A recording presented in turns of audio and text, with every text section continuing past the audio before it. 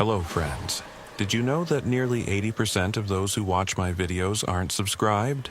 If you enjoy the content, I'd truly appreciate it if you hit that subscribe button. It helps a lot. Also, don't forget to leave a like and share your thoughts in the comments. Your interaction not only supports the channel's growth, but also helps these stories reach more people.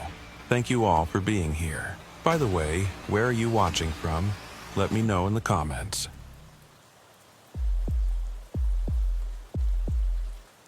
The last remnants of monsoon season were pulling back from the edge of Yavapai County when Sheriff Thaddeus Pike found himself driving through the kind of night that made even 23 years of law enforcement feel insufficient. The sky held that strange, suffocating, greenish gray that follows desert storms, and through his open window came the smell of wet creosote, sharp and medicinal, mixing with the ozone-heavy air. It was 10:47 p.m., and County Road 89 stretched ahead of him like a black ribbon through scrubland that the recent rains had transformed into something alive and restless. Pike had been sheriff of Yavapai County for 11 years, long enough to know the difference between routine calls and the ones that settled wrong in your gut from the first moment. Tonight's dispatch had that quality. A 911 call reporting cries for help coming from inside a model home in the abandoned Sonoran Vista subdivision, a development that had died when the housing market collapsed in 2008. The project had been left half-finished, a grid of paved streets and concrete foundations slowly being reclaimed by the desert. And in all the years since, it had generated nothing but the occasional trespasser complaint or teenagers looking for a place to drink beer away from parental supervision. What made tonight different was the specificity of the call. The dispatcher had received it at 10:23 p.m. A male voice, breathless and urgent, saying he could hear someone screaming for help inside one of the model homes. The caller had given a precise address, 4782 Desert Bloom Drive, the Canterbury model in Phase 2. But when dispatch tried to call back for more details, the number went straight to a generic voicemail.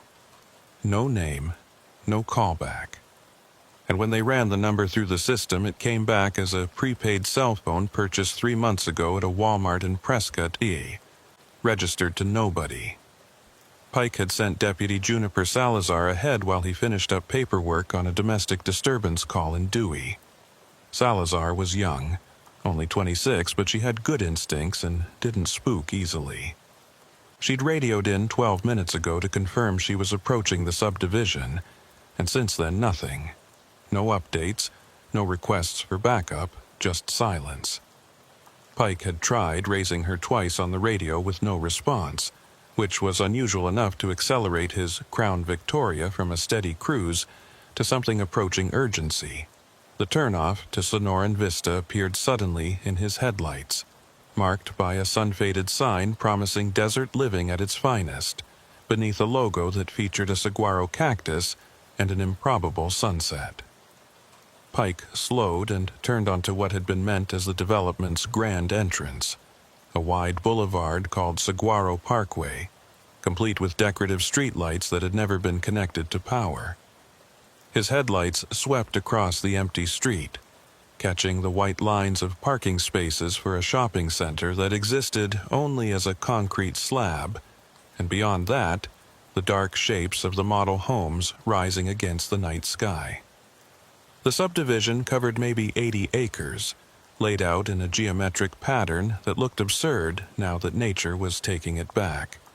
Creosote and Palo Verde were already pushing up through cracks in the pavement, and the monsoon rains had created temporary streams that cut across the roads, leaving behind channels of mud and debris. Pike counted 6 model homes as he drove deeper into the development, each one a different architectural style meant to appeal to different types of buyers: Spanish colonial, territorial, contemporary desert, and others whose marketing names he'd forgotten. They stood at intervals along the main road, their windows dark and empty, garage doors sealed with plywood, front yards nothing but dirt and scattered construction debris.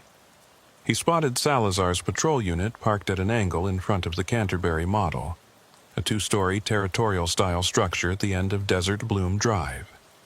Her light bar was still flashing, painting the beige stucco walls in alternating red and blue, but the driver's door stood open and the interior was empty.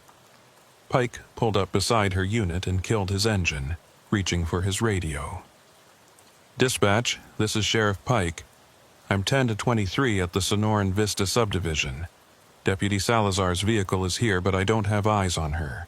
Requesting additional units to my location." The radio crackled back immediately.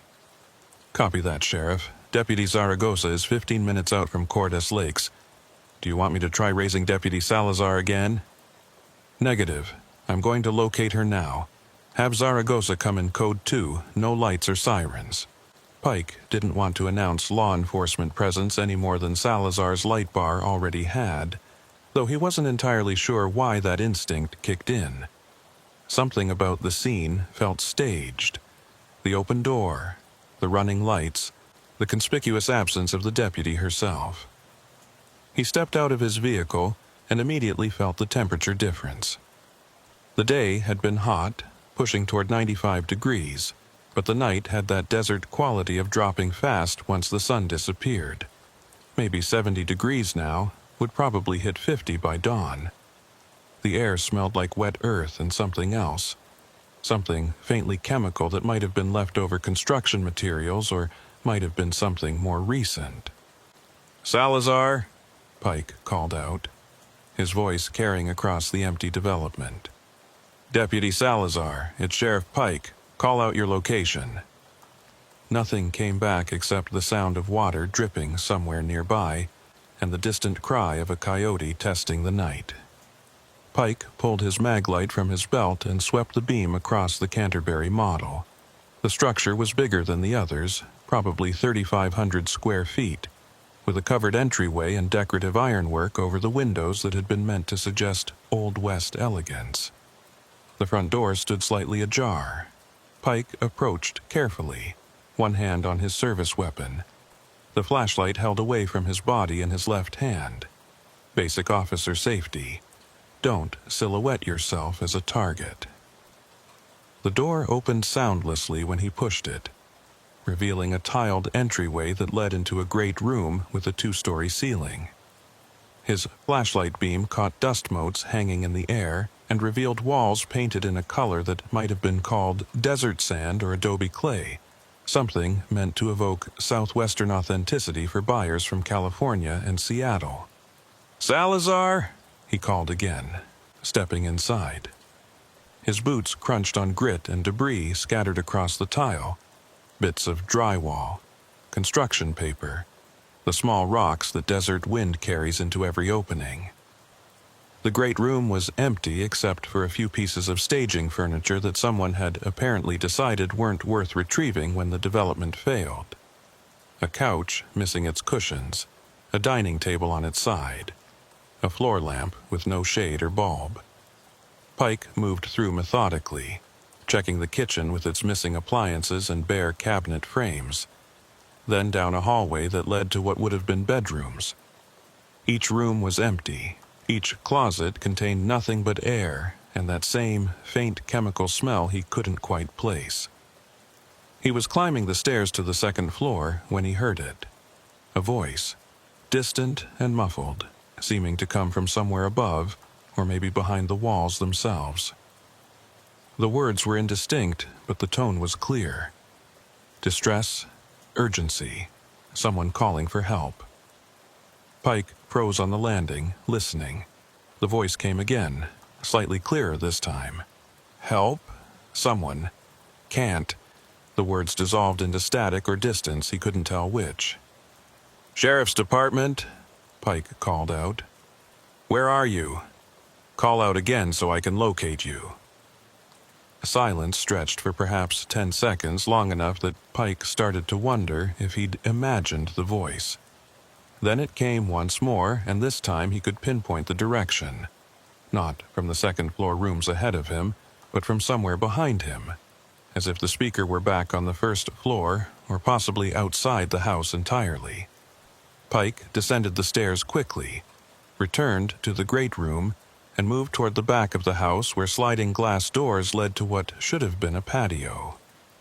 The doors were locked from the inside, their glass intact. Beyond them, his flashlight revealed a bare dirt yard and the dark shapes of the model homes on the next street over, their rear facades visible perhaps 50 yards away. The voice came again, and now it seemed to be coming from one of those other houses. Maybe the contemporary desert model or the Spanish colonial, he couldn't be certain. The sound carried strangely in the empty development, bouncing off walls and pavement in ways that made direction difficult to judge. Pike exited through the front door and stood in the street, slowly rotating as he tried to pinpoint the source. His radio crackled, and he grabbed it quickly, hoping for Salazar. "Sheriff Pike, this is dispatch. Still no response from Deputy Salazar, but I've got something weird coming up on the system.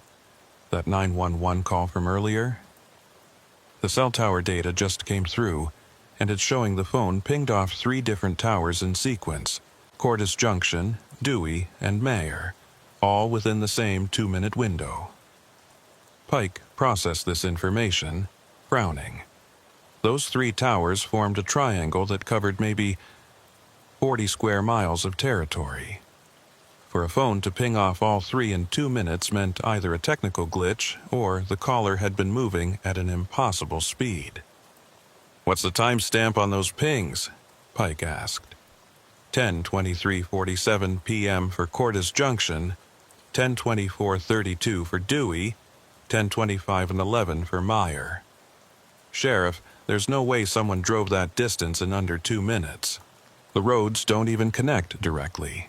Before Pike could respond, he heard footsteps, boot heels on pavement, coming from somewhere to his left. He spun, flashlight and hand moving to his weapon simultaneously, and caught a figure in his beam about 30 yards away, standing in the middle of Saguaro Parkway. It was Deputy Salazar. She stood perfectly still, arms at her sides, facing him but not moving. Even from this distance, Pike could see that something was off about her posture. Too rigid, too motionless, like someone had pressed pause on a video. "Salazar!" Pike called out, not lowering his flashlight. "Are you injured? Why didn't you respond to radio?" The deputy didn't answer. She remained frozen in place for another 3 or 4 seconds, then abruptly turned and walked away, heading deeper into the subdivision toward the area marked as Phase 3 on the development maps, the section that had never progressed beyond cleared lots and stakes with colored tape. "Salazar, stop!" Pike broke into a jog, following the beam of his flashlight as it tracked the deputy's retreating form. She didn't stop, didn't slow, just maintained that same steady pace, turning right onto a street called Mesquite Lane that curved away from the main boulevard. Pike ran faster, his equipment belt jangling, breath coming harder than he liked to admit. He rounded the corner onto Mesquite Lane and stopped short. The street ahead was empty. Salazar had vanished. The road extended maybe 200 feet before dead-ending at a concrete barricade, with empty lots on both sides and nowhere to hide except behind the barricade itself or into the desert scrub, which would make noise and leave tracks in the mud left by the recent rains. Pike approached cautiously, sweeping his light across the dirt and pavement, looking for footprints. What he found instead made him forget about the deputy for a moment. In the mud at the edge of the pavement were tracks. Boot prints, definitely. The tread pattern consistent with department-issue boots. But they were arranged in a way that made no sense. The prints led away from where he stood, heading toward the barricade as expected. But there were also prints leading back toward him, overlapping the outbound tracks in some places, as if someone had walked the same path twice. Except the inbound prints were sharper, more defined, as if they'd been made more recently than the outbound ones. Pike crouched down, studying the prints more carefully. His flashlight revealed something else. The mud around the prints was disturbed in a way that suggested water movement, as if a small stream had flowed across the area recently. But the nearest standing water from the monsoon was back near the entrance to the subdivision, and water didn't flow uphill. A sound behind him made Pike stand and turn fast. It was the voice again, the one calling for help, and now it was much closer, seeming to come from directly behind him, though no one was there. The words were clearer this time. "Help me. I can't get out. Someone please. Where are you?"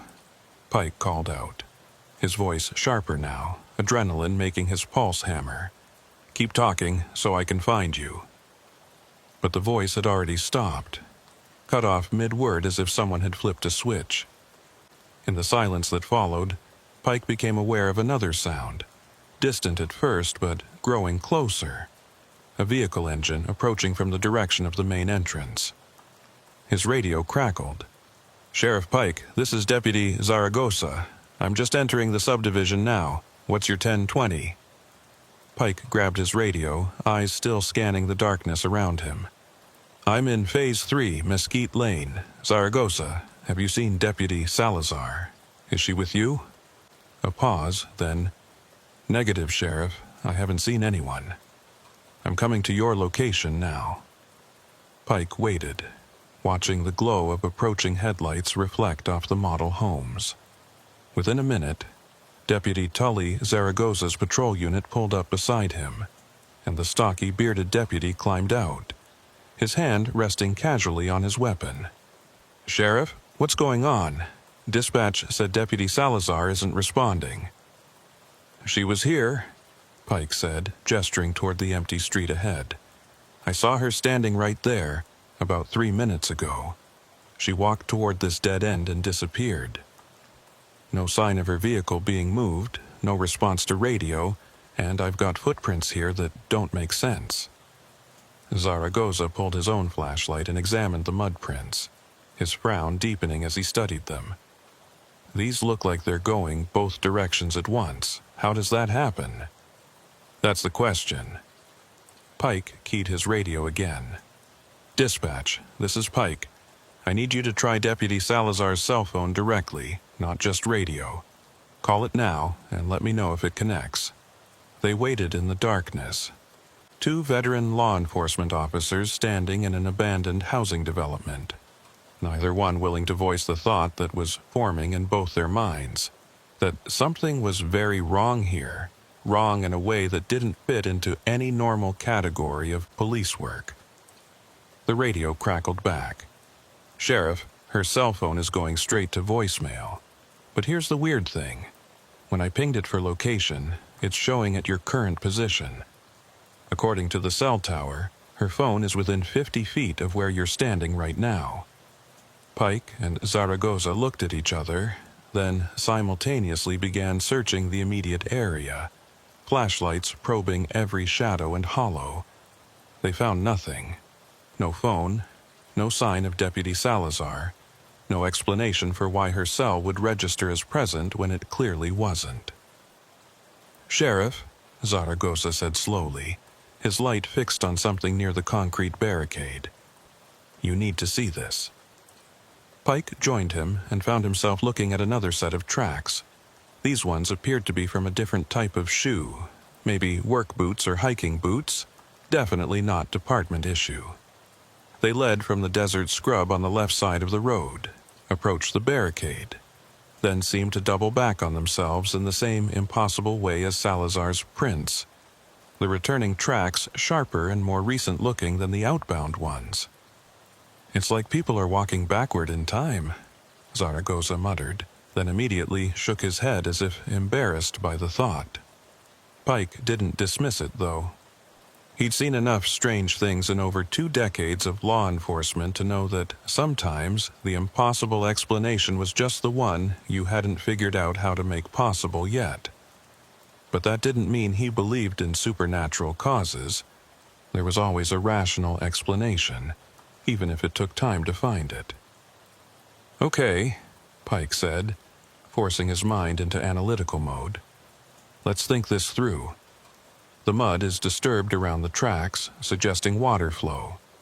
Maybe the monsoon drainage created temporary streams that partially erased and then re-exposed the prints as the water moved through. That could create the illusion of tracks appearing in reverse order. Zaragoza looked skeptical, but nodded. Could be.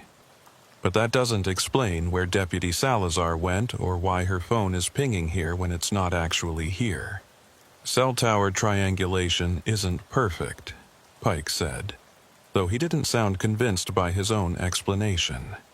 Especially with the terrain out here, the signal could be bouncing off the model homes or that water tower over in Dewey, giving false readings. A distant sound interrupted them. The voice again, calling for help. But this time it seemed to be coming from back toward the model homes, maybe from the Canterbury where they'd started. Both deputies turned and headed back at a quick walk, their flashlights cutting through the darkness. They were halfway back to the main boulevard when Pike's radio burst to life with a voice that made both of them freeze. "Sheriff Pike, this is Deputy Salazar." Her voice was calm, professional, showing no sign of distress. "I'm at the entrance to the subdivision. Did you need me to come to your location?" Pike grabbed his radio so fast he nearly dropped it. "Salazar, where the hell have you been? I've been trying to raise you for 20 minutes. I saw you here in Phase 3. You walked away from me." "Sir?" Salazar's voice carried genuine confusion. "I'm not in Phase 3. I'm at the entrance. I got here about 2 minutes ago. My radio died and I had to go back to my vehicle to get a spare battery. I was just about to drive in when I heard you on dispatch asking about me. What's going on?" Pike and Zaragoza looked at each other in the darkness, and Pike saw his own confusion reflected in the other deputy's face. If Salazar had been at the entrance for the last 20 minutes, dealing with a dead radio, then who had he seen standing on Saguaro Parkway? Who had walked away from him into Phase 3? "Salazar, I need you to stay exactly where you are," Pike said into his radio, keeping his voice steady with effort. "Don't move from that position. We're coming to you." They jogged back through the empty subdivision past the dark model homes and along Saguaro Parkway toward the entrance.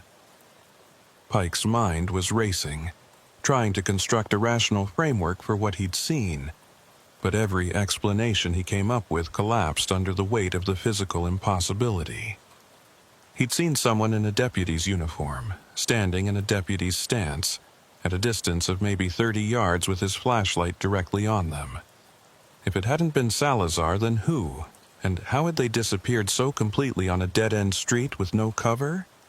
They reached the entrance and found Salazar standing beside her patrol unit, exactly as she'd said, her expression concerned but showing no sign of the bizarre events Pike had just experienced. She looked solid and real in a way that made the figure he'd seen in Phase 3 seem even more dreamlike in retrospect.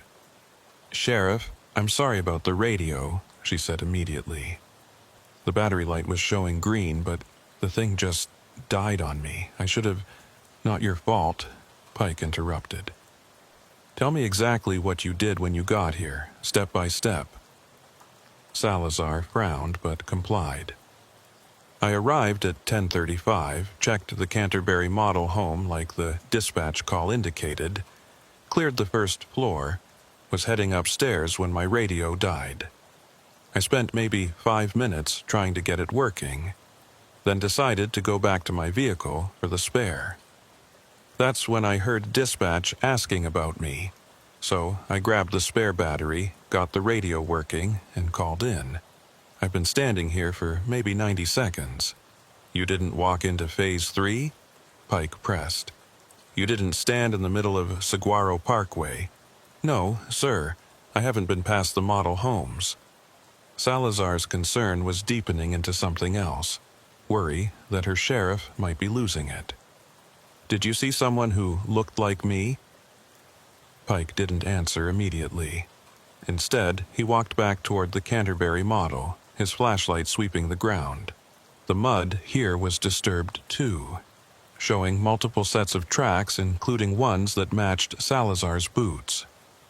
He followed them from her patrol vehicle to the front door of the model home, then back out again, exactly as she'd described.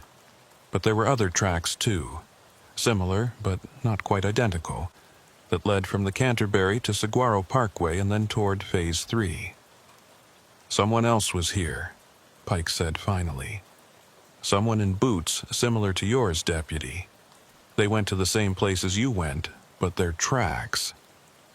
He trailed off, not wanting to say what he was thinking, that the tracks seemed to have been made before Salazar's in some places, and after hers in others, as if time itself had gotten confused about which footsteps came first. Zaragoza had been quiet, but now he spoke up. "Sheriff, what about that surveyor who's been working out here?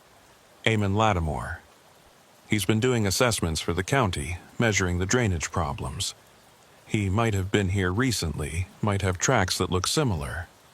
Pike latched onto this like a lifeline.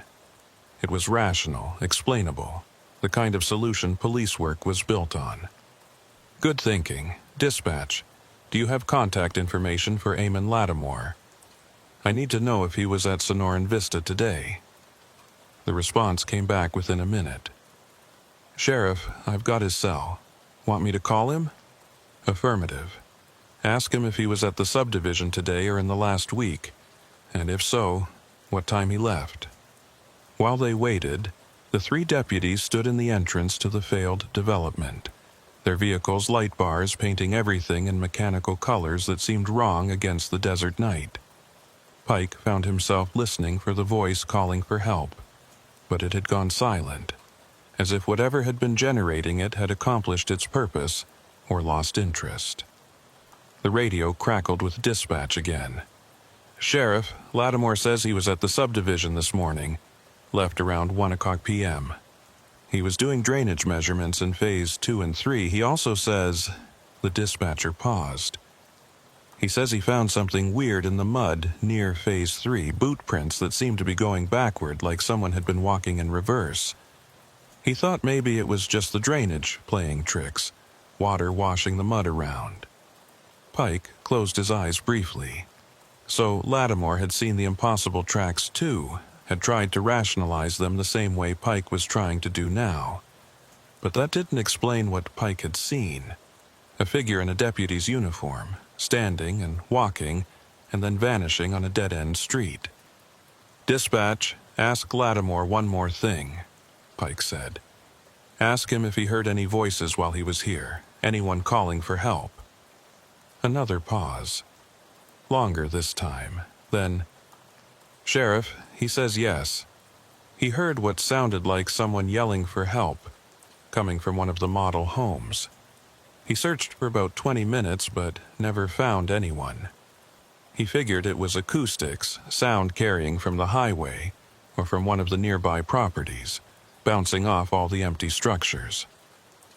Pike opened his eyes and looked at Salazar and Zaragoza.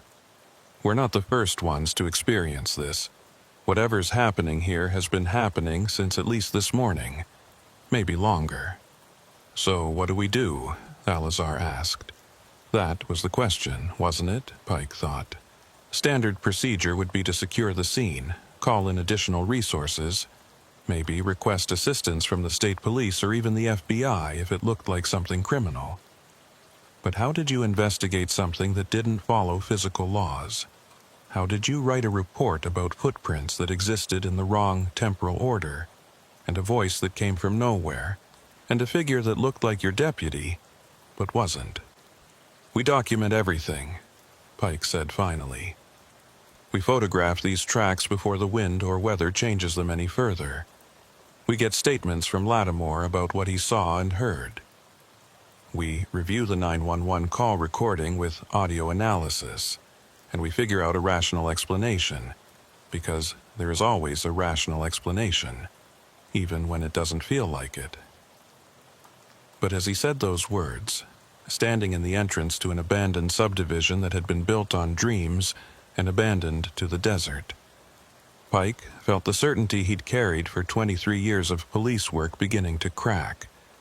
because some part of him, the part that still remembered what it was like to be afraid of the dark as a child, the part that hadn't yet been educated out of him by training and experience, knew that he'd seen something impossible tonight.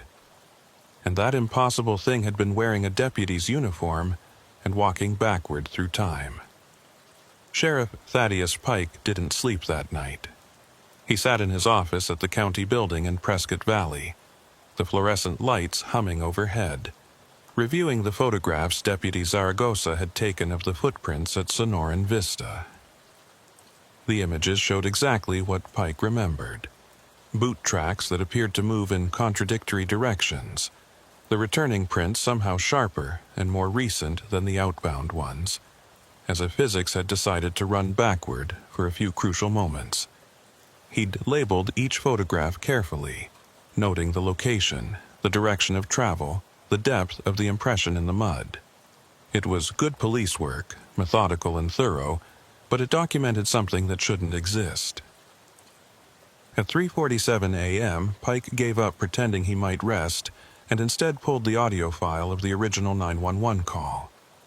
He'd listened to it perhaps a dozen times already, but repetition sometimes revealed details the first hearing missed. The voice came through his computer speakers, male, breathless, urgent. 911, what's your emergency? There's someone, I can hear screaming. Someone needs help at the Sonoran Vista subdivision, the model home on Desert Bloom Drive, the Canterbury. Sir, can you tell me your name and location? There's no time. Just send someone. I can hear them screaming for help. They sound terrified. Sir, are you at the location now? Are you in danger? A pause, longer than felt natural, as if the caller were considering the question from an angle that had nothing to do with physical safety. Then, I don't know. I don't know if I'm in danger. Just send someone. Please. The call ended there. Pike isolated the background sounds, turning up the volume until the static and ambient noise filled his office. Beneath the caller's voice, he could hear something else, a rhythmic sound, almost like breathing but not quite organic, more mechanical or processed. And underneath that, very faint, what might have been wind or might have been the echo of another voice, too distant to make out words. He sent the file to the county's contract audio analyst, a retired FBI technician named Sarah Voss, who lived in Sedona and did freelance work for law enforcement agencies across northern Arizona. Her email response came back within an hour, which meant she was either an insomniac like Pike, or the file had interested her enough to prioritize it. Sheriff Pike, analyzed your audio. The background noise is consistent with an enclosed space, possibly a room with hard surfaces that create reverb. The breathing-like sound is actually a recording artifact. Suggests the caller's voice might have been processed through a filter or digital modulation. Can't confirm this definitively without more samples. The secondary voice you asked about is there, but it's not contemporary with the call. It appears to be an echo or playback of the primary speaker's voice, delayed by approximately 2.3 seconds. This creates an effect where the caller is essentially responding to their own words before they speak them. I've never seen this occur naturally. Recommend follow-up on whether this call was somehow pre-recorded or digitally manipulated. Voss. Pike read the email twice, then a third time. A voice responding to itself before the words were spoken. That was impossible, unless someone had edited the audio or used some kind of delay effect. But why would someone do that? What was the purpose of creating a fake emergency call that sent deputies to an abandoned subdivision where nothing apparently waited except impossible footprints and disembodied voices? His desk phone rang, startling him out of his thoughts. The caller ID showed Yavapai County Dispatch. Pike, he answered. Sheriff, it's Martinez on the overnight desk. The dispatcher sounded uncertain, which was unusual for Elena Martinez. a 20-year veteran who Pike had always thought could handle Armageddon with the same calm efficiency she brought to lost hikers and bar fights. "I just got another call about Sonoran Vista. Different caller, different number, but same basic report. Someone hearing cries for help from the model homes." Pike sat forward in his chair, fatigue forgotten. "What time did the call come in?" 3 minutes ago. I've got Deputy Salazar en route. She was doing patrol in Quartz Junction and volunteered to respond. Tell her to wait for backup. I'm heading there now." Pike was already grabbing his keys and radio. "Martinez, I need you to keep that caller on the line as long as possible. Get a name, get details, find out exactly where they are and what they're hearing." "Already tried, Sheriff. They hung up after reporting it. But here's the thing." Martinez paused, and Pike could hear papers rustling. The call came from the same area code and prefix as last night's call. Different last 4 digits, but same general series. Both prepaid cells purchased from the same Walmart in Prescott. Both bought in the same transaction 3 months ago. Pike processed this as he headed for the stairs, taking them 2 at a time despite the hour and his age. Someone had bought multiple prepaid phones 3 months ago and was now using them to make sequential reports about the abandoned subdivision. That suggested planning, intention, a purpose beyond simple pranks or false alarms. "Martinez, pull every 911 call we've received about Sonoran Vista in the last year. I want to know if there's a pattern we've been missing." "Already on it, Sheriff. I'll have it ready when you get back." The drive to Sonoran Vista took 23 minutes through darkness that felt thicker than usual. The kind of desert night where your headlights seemed to be absorbed rather than reflected by the landscape. Pike arrived to find Salazar's patrol unit parked at the entrance, the deputy standing beside it with her flashlight sweeping the abandoned development. "Sheriff," she called out as Pike approached. "I did a preliminary walkthrough of the Canterbury model. Nobody there, no signs of disturbance, same as last night. But I heard something while I was inside, that voice calling for help. It seemed to be coming from one of the other model homes, the Spanish Colonial maybe. I was waiting for backup before investigating further." Pike nodded approval. "Good. We go together this time, and we document everything we see and hear. I want a rational explanation for what's happening here, and we're not leaving until we find it." They approached the Spanish Colonial model, a sprawling single-story structure with a tile roof and arched windows that gave it an incongruous elegance in the midst of the failed development. The front door stood slightly open, which Pike didn't remember from the previous night, though he acknowledged he might have missed it in the confusion of tracking the figure he'd thought was Salazar. "Did you open this?" Pike asked, gesturing at the door. "No, sir. It was like this when I arrived." They entered with flashlights drawn, Pike going first with Salazar covering from behind, a standard tactical approach that felt both necessary and absurd, given that they were searching an empty house for the source of a voice that probably didn't have a physical origin. The interior layout was different from the Canterbury. Instead of a great room, the Spanish Colonial had a long central hallway with rooms branching off on either side, creating a telescoping effect that made the house seem to extend much farther than its actual footprint. They cleared the first 3 rooms, a study, a bedroom, a bathroom with missing fixtures, finding nothing but construction debris and the ubiquitous desert dust. It was in the 4th room, what would have been a master bedroom, that they found the first anomaly. Someone had been there recently. The dust on the floor was disturbed by footprints, and in the center of the room sat a folding chair that definitely hadn't been part of the original staging.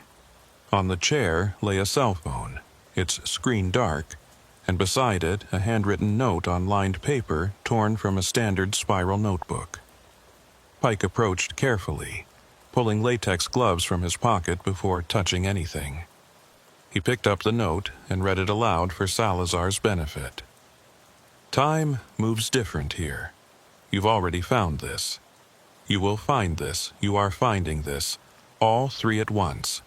The subdivision remembers what hasn't happened yet.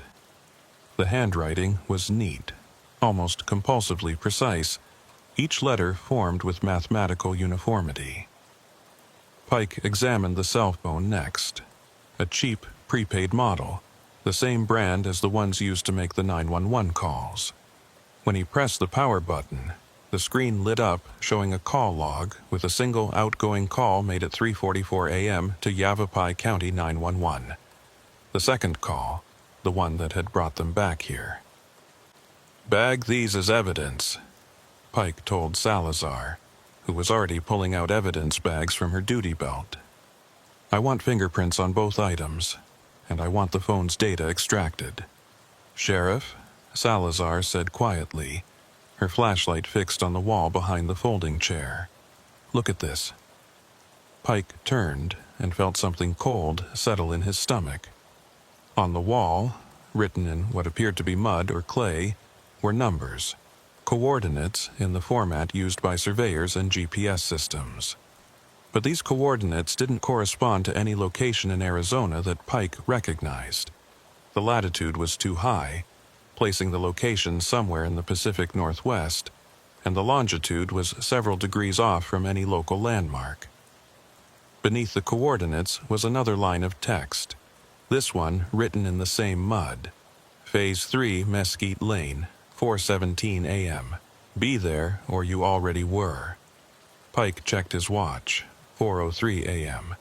Whatever was supposed to happen at Mesquite Lane, the same dead-end street where he'd seen the impossible footprints and the figure that looked like Salazar, it was scheduled to occur in 14 minutes, or had already occurred, or was occurring now, depending on which tense the cryptic message preferred. "We're going to Phase 3, Pike said, making the decision even as part of his mind screamed that they should call for backup, should treat this like the potential trap it obviously was. But he was the sheriff, and sheriffs didn't hide from challenges, even when those challenges came wrapped in temporal paradoxes and written in mud on the walls of abandoned houses. They drove their separate vehicles through the subdivision, maintaining radio contact, their headlights cutting through darkness that seemed to press in from all sides. Pike kept expecting something to happen, a figure to appear in his path, the voice to call out again, the landscape itself to somehow shift or change. But the development remained empty and still, just failed infrastructure slowly dissolving back into the desert from which it had been temporarily extracted. At 4:14 a.m. they parked at the entrance to Mesquite Lane. Pike noted that the footprints from the previous night were still visible in the mud, though they'd been partially obscured by wind-blown sand. He and Salazar walked side by side down the dead-end street, their flashlights sweeping in synchronized arcs. At 4:17 a.m. exactly, Pike's radio erupted with a burst of static that resolved into a voice. His own voice, he realized with mounting horror, saying words he hadn't yet spoken. "Salazar, behind you. Someone's standing behind you right now." Salazar spun, her flashlight and weapon coming up together, illuminating nothing but empty air and the concrete barricade that marked the street's terminus. Pike's radio continued transmitting what sounded like a conversation between himself and Salazar, words they hadn't said but somehow felt inevitable, as if they were listening to a script they would soon be forced to perform. "Sheriff, what is that?" the radio Salazar's voice asked. "What am I looking at?" "I don't know," Radio Pike replied. "It's like the air is folding in on itself, like space is—" The transmission cut off abruptly, replaced by a tone Pike recognized, the emergency broadcast system alert that preceded severe weather warnings. But instead of the standard message about flash floods or dust storms, the synthesized voice said, "Temporal anomaly detected. Causality loop established. Present moment contains echo of future event. Recommend immediate evacuation of affected area." Then silence, broken only by the desert wind and the sound of Pike's own heartbeat thundering in his ears. Sheriff, Salazar said, and her voice was steady despite everything, which Pike found deeply reassuring. I think we need to bring in outside help. This is beyond regular law enforcement. This is something else. Pike wanted to agree, wanted to call in the FBI or the state police or maybe some agency he'd never heard of that dealt with impossible things. But before he could respond, his flashlight beam caught something new in the mud at their feet. Fresh footprints, still wet enough that water was pooling in the depressions, forming right there as they watched, as if invisible feet were pressing down into the earth. The prints moved toward them from the barricade, a steady walking pace, getting closer with each impossible step. Pike and Salazar backed away instinctively, their flashlights following the progression of the forming prints. When the invisible walker reached a point perhaps 10 feet from where they stood, the footprints stopped appearing. But Pike could feel something there, a presence or pressure in the air, the sensation of being watched by something that existed just slightly to the left of reality. Then it spoke. Not through the radio this time, but directly into the air between them. A voice that sounded like Pike's own, but wrong somehow. The cadence off by fractions of a second. You're looking for an explanation. Linear time doesn't work here. The subdivision exists in multiple states simultaneously. What was, what is, what will be. The monsoon did something to the ground, washed away the barriers that keep moments separate. Now they bleed together. Who are you? Pike demanded, his service weapon drawn though he had no idea what he was pointing it at. I'm you, the voice replied. From 17 minutes ahead, trying to warn you about what happens next, but I can't remember anymore if the warning creates the event or prevents it. Causality doesn't work properly here. Everything's already happened and nothing's started yet. The air in front of them seemed to shimmer, like heat distortion off summer pavement, and for just a moment Pike saw something. A figure that might have been human, or might have been something wearing humanity like a poorly fitted suit, its proportions wrong in subtle ways that made his eyes hurt to process.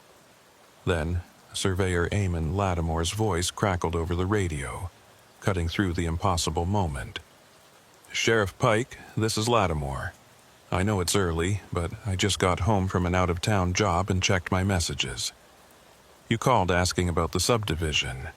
I need to tell you something I didn't mention before because I thought I was losing my mind. But after hearing your voicemail, I think maybe I'm not crazy. Maybe we're both seeing the same thing. Lattimore, what is it? Pike asked, grateful for anything resembling normal procedure, normal communication, normal anything. 3 weeks ago, I was doing preliminary surveys at Sonoran Vista.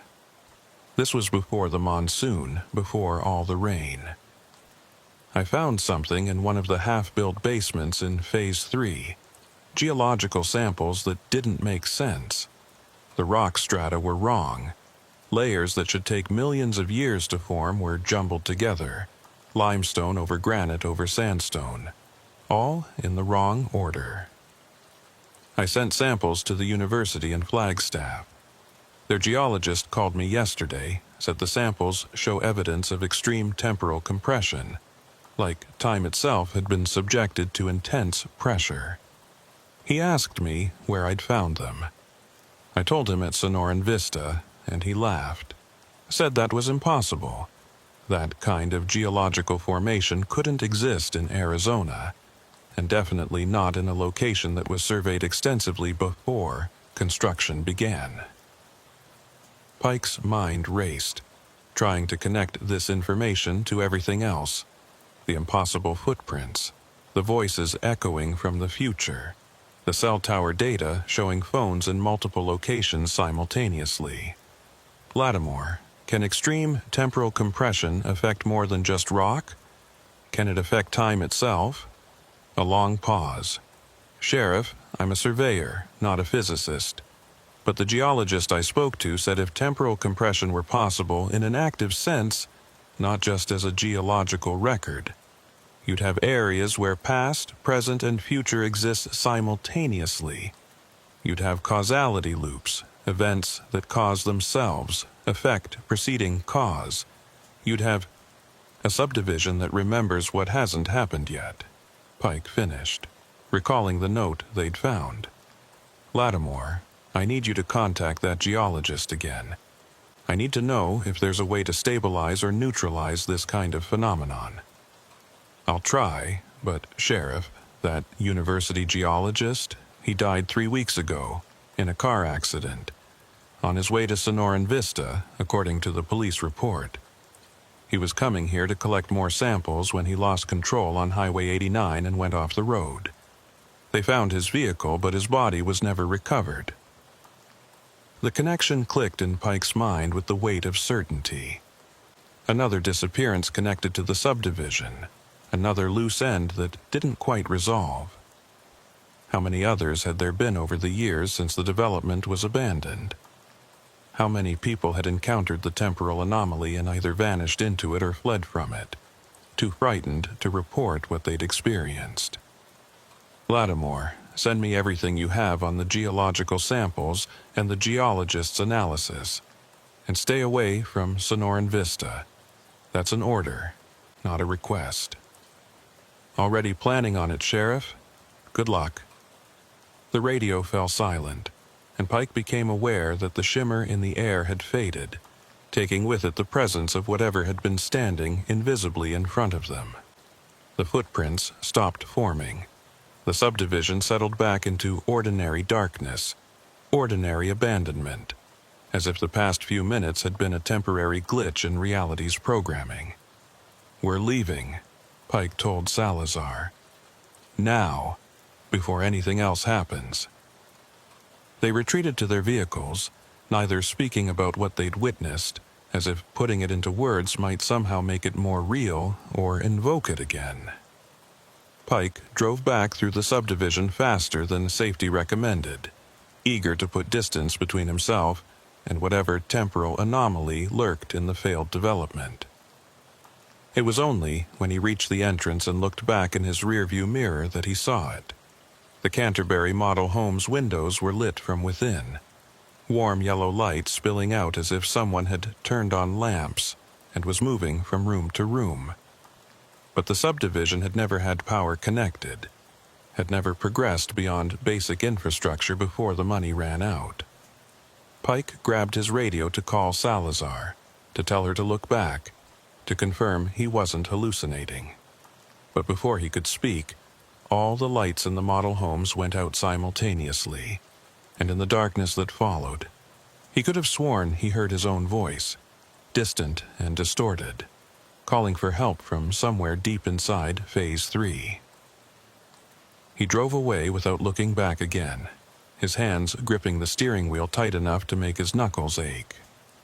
Behind him, Sonoran Vista settled back into abandonment, waiting patiently for the next person who would encounter its impossible geometry, its fractured timeline, its memories of events that had not yet occurred. And in the mud of Mesquite Lane, new footprints were already forming, moving backward toward a barricade they would reach yesterday. Sheriff Thaddeus Pike spent the following 3 days trying to construct a rational framework for the impossible and failing. He sat in conference rooms with state police investigators who listened politely to his account and then suggested that perhaps the stress of rural law enforcement was taking its toll. He reviewed geological surveys and historical records, searching for some precedent, some prior incident that might explain what was happening at Sonoran Vista. He found nothing that helped, and plenty that made the situation worse. The county records showed that Sonoran Vista wasn't the first failed development on that particular patch of desert. In 1987, a company called Desert Dreams LLC had attempted to build a retirement community on the same site, breaking ground on infrastructure before financial irregularities forced the project into bankruptcy. Before that, in 1952, the land had been surveyed for a military installation, some kind of communications facility, the record suggested, but the project was abruptly canceled with no explanation given. And going back further, to the late 1800s, Pike found references in territorial newspapers to the area being avoided by both settlers and the local indigenous populations, though the reasons given were vague, mentioning only that the land was troubled or unquiet. What troubled Pike most was the pattern of disappearances connected to the site. He'd requested missing persons reports for the region and found 8 cases over the past 30 years that had some connection to the Sonoran Vista area. A surveyor in 1991 who vanished while mapping property boundaries. A real estate agent in 2003 who was last seen showing the property to potential investors. A photographer in 2009 documenting abandoned developments for an art project. None of the cases had been solved, and in 6 of the 8, no bodies had ever been recovered. On the morning of the 4th day after his second visit to the subdivision, Pike received a call from Eamon Lattimore. The surveyor's voice was tight with something that might have been fear or excitement or both. "Sheriff, I got in touch with a colleague of the geologist who died, Dr. Sarah Vance at Northern Arizona University. She's been studying the samples I sent, and she wants to meet with you.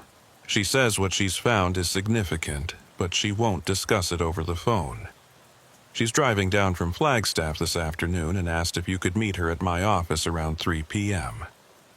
Pike agreed, grateful for anything that might provide answers or at least context for what he'd experienced. He spent the hours before the meeting reviewing his notes and the photographs Salazar had taken, trying to organize the evidence into something coherent enough to present to an academic who would likely think he'd lost his mind. Lattimore's office occupied a small building on the outskirts of Prescott Valley, a converted house with the survey equipment visible through the windows. Pike arrived 10 minutes early and found the surveyor pacing in his driveway, his nervous energy evident in every movement. "Sheriff, before Dr. Vance gets here, there's something else I need to tell you." Lattimore glanced around as if worried about being overheard, though the nearest neighbor was 100 yards away. "I went back to Sonoran Vista yesterday morning. I know you told me to stay away, but I needed to collect more samples for Dr. Vance. I thought if I went during daylight, if I stayed in the developed areas and didn't go near Phase 3, it would be safe." "Was it?" Pike asked, though he already knew the answer from the tremor in Lattimore's voice. "No. I was taking core samples near the entrance when I heard something. Machinery. Construction equipment. Like the development was active again. I looked up, and the subdivision was different. The model homes had scaffolding around them. Construction vehicles were parked on the streets, and I could see workers moving around, doing what workers do on a building site. I could hear hammers, saws, people calling to each other. It lasted maybe 30 seconds, and then it just stopped. Everything went back to being abandoned. But Sheriff, those vehicles I saw? They were old models from the early 2000s, and the construction materials, the techniques, they matched what would have been used when the subdivision was first being built, before it failed." Pike felt the familiar cold weight settling in his stomach. "You saw the past, or the past saw me. Because one of the workers, just before everything shifted back, he stopped what he was doing and stared directly at me. He looked confused, like he could see me, but I shouldn't be there. Then everything reset and he was gone." A silver Honda Civic pulled into the driveway and a woman in her 40s emerged carrying a weathered leather satchel and a laptop case. Dr. Sarah Vance had the focused intensity Pike associated with academics who'd devoted their lives to understanding specific slices of reality. She shook hands briskly with both men and suggested they move inside, away from what she called potential observation. Inside Lattimore's office, surrounded by maps and survey equipment, Dr. Vance opened her laptop and pulled up images that made Pike's head hurt to process. Microscopic photographs of rock samples showing layering that seemed to shift and change depending on the angle of view. "Sheriff Pike, Mr. Lattimore has told me about the temporal anomalies you've experienced at Sonoran Vista. I want to start by saying I believe you, which I suspect is not something you've heard from many people in the past few days." Vance's tone was matter-of-fact, clinical. "The geological samples from the site show something I've only seen in one other location, a test site in Nevada where the government conducted experiments in the 1960s. Classified experiments that weren't fully declassified until 2004. "What kind of experiments?" Pike asked. "Temporal manipulation, or more accurately, attempts at temporal manipulation that failed catastrophically. The basic theory was that space-time could be compressed or dilated through the application of certain electromagnetic frequencies in conjunction with specific geological formations. The idea was to create zones where time moved faster or slower, which had obvious military applications. Imagine being able to aid your enemies decades in moments, or creating areas where your troops could operate for hours while only seconds passed outside." Vance pulled up another image. This one, a scan of a heavily redacted government document. "The experiments didn't work as intended.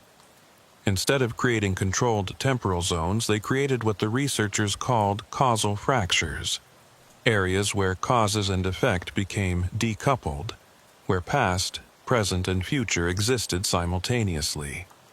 The test site had to be evacuated and sealed after several researchers disappeared or died in ways that violated basic physics. Officially, the project was shut down in 1967 and all equipment destroyed. But unofficially," Pike prompted. "Unofficially, some of the researchers went into the private sector, and one of them, DeMarcus Aldridge, went to work for a defense contractor that had a subsidiary called Desert Dreams, LLC. Pike felt connections forming in his mind, pieces clicking together with the weight of terrible inevitability. The company that tried to build on the Sonoran Vista site in 1987. Exactly. I think Aldridge wanted to continue his research away from government oversight. The geological formation at Sonoran Vista is similar to the Nevada test site. Layers of limestone, granite, and sandstone in unusual configurations, combined with underground water systems that could act as conductors for electromagnetic fields. If Aldridge tried to recreate his experiments there, even on a small scale, he might have succeeded in creating another causal fracture. So, the temporal anomalies we're seeing, the voices from the future, the footprints moving backward, the overlapping timelines, those are all results of experiments from 40 years ago? Pike tried to process this, to fit it into a worldview that had never included time travel or causal fractures. Not quite. Vance's expression darkened. The experiments from the 80s would have created the initial fracture, but it should have been relatively stable, limited to a small area. What's happening now, the expanding anomalies, the increasing frequency of temporal events, suggests something is making it worse. The geological samples Lattimore collected show evidence of very recent electromagnetic activity within the last 3 months. Someone has been conducting new experiments at the site, or they've activated equipment that's been dormant for decades. Pike thought about the 911 calls, the prepaid phones purchased 3 months ago, the calculated timing of events that seemed designed to draw law enforcement into the subdivision. Someone's been testing the anomaly, learning how it works, how to use it. That would be my assessment, Vance agreed. And if they're successful in controlling or amplifying the causal fracture, the effects could spread beyond the subdivision. Temporal anomalies don't respect property boundaries. We could see the entire region destabilize, causality breaking down across thousands of square miles.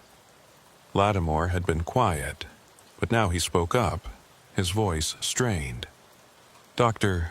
Vance, when you say someone has been conducting experiments, do you mean someone is at the subdivision right now, like physically present?" "Not necessarily present in a conventional sense. One of the properties of a causal fracture is that actions taken in the future can affect the past. Whoever is manipulating the anomaly might be operating from a point in time that we would consider to be days, weeks, or even years ahead of where we are now. From their perspective, all of this," she gestured at the three of them sitting in the office, "has already happened. We're the past." Pike's radio crackled, startling them all. Deputy Salazar's voice came through, distorted and cutting in and out as if the signal were being disrupted. "Sheriff, need you. Sonoran Vista, someone here. They're not—" The transmission dissolved into static, then silence. Pike grabbed his radio, his pulse accelerating. "Salazar, repeat your last transmission. What's your location?" No response. Pike tried twice more, then switched to dispatch. "Martinez, do you have Deputy Salazar's 1020? The dispatcher's voice came back clear and professional. "Sheriff, Deputy Salazar is off duty today. She's not scheduled for patrol until tomorrow. Her GPS tracker shows her vehicle at her residence in Chino Valley." "Are you certain?" Pike demanded. "Positive, Sheriff. I'm looking at the tracking system right now. Her unit hasn't moved in 3 hours. Pike and Lattimore exchanged glances. Dr. Vance closed her laptop slowly, her academic detachment giving way to something more immediate and visceral. "Sheriff, I think we need to go to the subdivision, now. That radio call wasn't from your deputy in the present. It was either from the future or from a version of her that's already caught in the causal fracture." Pike was already moving toward the door, his training overriding his fear. "Lattimore, I need you to stay here. If we're not back in 2 hours, contact the state police and the FBI. Tell them everything Dr. Vance told us. Dr. Vance, you should also stay. With respect, Sheriff. I'm the only person who might understand how to navigate a causal fracture. You need me." Vance's tone left no room for argument. "Besides, I've been studying this phenomenon for 20 years. I'm not missing the chance to see it firsthand." The drive to Sonoran Vista took 17 minutes, and Pike spent them trying to raise Salazar on both radio and cell phone without success.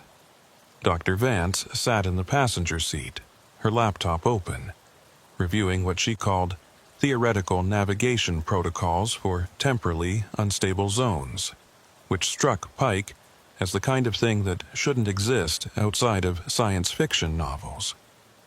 They arrived at the subdivision entrance to find 3 vehicles already there: Salazar's patrol unit, which shouldn't have been there at all; Eamon Lattimore's truck, which was impossible since they'd left him at his office; and a white sedan that Pike didn't recognize. All 3 vehicles were empty, doors open, engines still running as if their occupants had exited in a hurry. "This doesn't make sense," Pike said, checking Salazar's unit and finding her radio on the front seat, still transmitting a carrier signal. "How can these vehicles be here when we know their owners are somewhere else?" "They're not somewhere else," Vance said quietly, her attention fixed on something beyond the vehicles. "Look at the subdivision, Sheriff. Really look at it." Pike turned and felt reality tilt sideways. The Sonoran Vista subdivision was no longer abandoned. Lights blazed in every model home. Vehicles, modern vehicles including what looked like his own Crown Victoria, were parked along the streets. He could see people moving inside the houses, shadows passing in front of lit windows. And in the distance, near Phase 3, he could hear voices calling out, including one that sounded distressingly like his own. "It's all happening at once," Vance whispered, and there was awe in her voice alongside the fear. every version of events, every timeline. The subdivision has become a nexus where past, present, and future are completely superimposed. Those vehicles aren't from other locations, they're from other whens. Pike's radio erupted with voices, dozens of them overlapping, all of them his own or Salazar's or Lattimore's, reporting on events that had happened, were happening, would happen.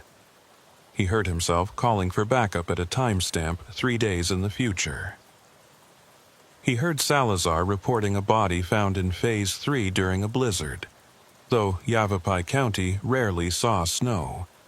He heard Lattimore describing geological formations that couldn't exist, temporal strata folded in on themselves like origami. And beneath all those voices, barely audible but present, he heard someone else, a voice that sounded wrong, synthesized or processed or simply not quite human, saying words that might have been a warning or might have been an invitation. The fracture is complete. All times are one time. Come see what you will have been. Dr. Vance grabbed Pike's arm, her grip surprisingly strong. Sheriff, we need to establish a baseline. We need to anchor ourselves to a specific moment in time, or we'll get lost in the fracture. Pick a detail, something specific and unique to right now, and hold on to it. Pike looked down at his watch. 3:47 p.m., the second hand sweeping past the 12. He focused on that moment, that specific second, trying to use it as a tether to prevent himself from sliding into other weens. Okay, anchored, now what? Now we find Deputy Salazar before she becomes permanent in a timeline that isn't hers. They moved into the subdivision, walking past vehicles that flickered between being pristine and being rusted hulks, past model homes that shifted from completed to skeletal frameworks and back again. Pike could see multiple versions of the streets overlapping, paved and unpaved, wet and dry, crowded with construction workers and completely empty. The air itself seemed thick, resistant, as if they were walking through layers of time that had been compressed into the same physical space. They found Salazar standing in the middle of Saguaro Parkway, exactly where Pike had seen the figure that resembled her on his first night at the subdivision. But this time she was real, solid, and clearly terrified. She turned as they approached, her service weapon drawn, her eyes wide. "Sheriff, what's happening? I got a call about a disturbance here, and when I arrived, everything started." She struggled for words. "I can see yesterday. I can see tomorrow. I can see versions of this subdivision that never existed, and versions that haven't been built yet. How is this possible?" "Deputy, listen to me." Pike kept his voice calm, authoritative, the tone he'd used 1,000 times to talk frightened people through crisis situations. "You're experiencing a temporal anomaly. Your call didn't come from dispatch, it came from the fracture itself. You're not supposed to be here, and we need to get you out before you become trapped in a different timeline." But even as he spoke, Pike saw Salazar begin to flicker, her image doubling and tripling, showing different versions of her standing in slightly different positions, wearing different uniforms, holding different equipment. One version was decades older, gray-haired and wearing a sheriff's star. Another was younger, in street clothes, looking confused. A third was transparent, barely visible, as if that version had almost but not quite existed. "Sheriff, she's decoherence," Vance said urgently. "She's splitting across multiple timelines. We need to collapse her back into a single state, force her to exist in only one moment." "How?" Pike demanded. "Physical contact. Touch creates quantum entanglement. If you can grab her and hold on, you might be able to anchor her to your timeline, to the specific moment you're holding in your mind." Pike didn't hesitate. He moved forward and grabbed Salazar's arm, focusing on his watch reading 3:47 p.m., on that specific second. on the reality where he was Sheriff Thaddeus Pike investigating temporal anomalies on a Thursday afternoon in Yavapai County. The multiple versions of Salazar flickered more rapidly, overlapping and separating and overlapping again, and Pike felt a sensation like electric current running through his hand where he touched her. Then she solidified. Just one Salazar, breathing hard, her arm solid under his grip. "Sheriff, there were so many." "Don't think about it right now," Pike interrupted. "We need to move. We need to get back to the entrance before the fracture expands further." They started back towards the vehicles, Vance leading the way with her laptop open, reading what Pike assumed were the theoretical navigation protocols she'd mentioned.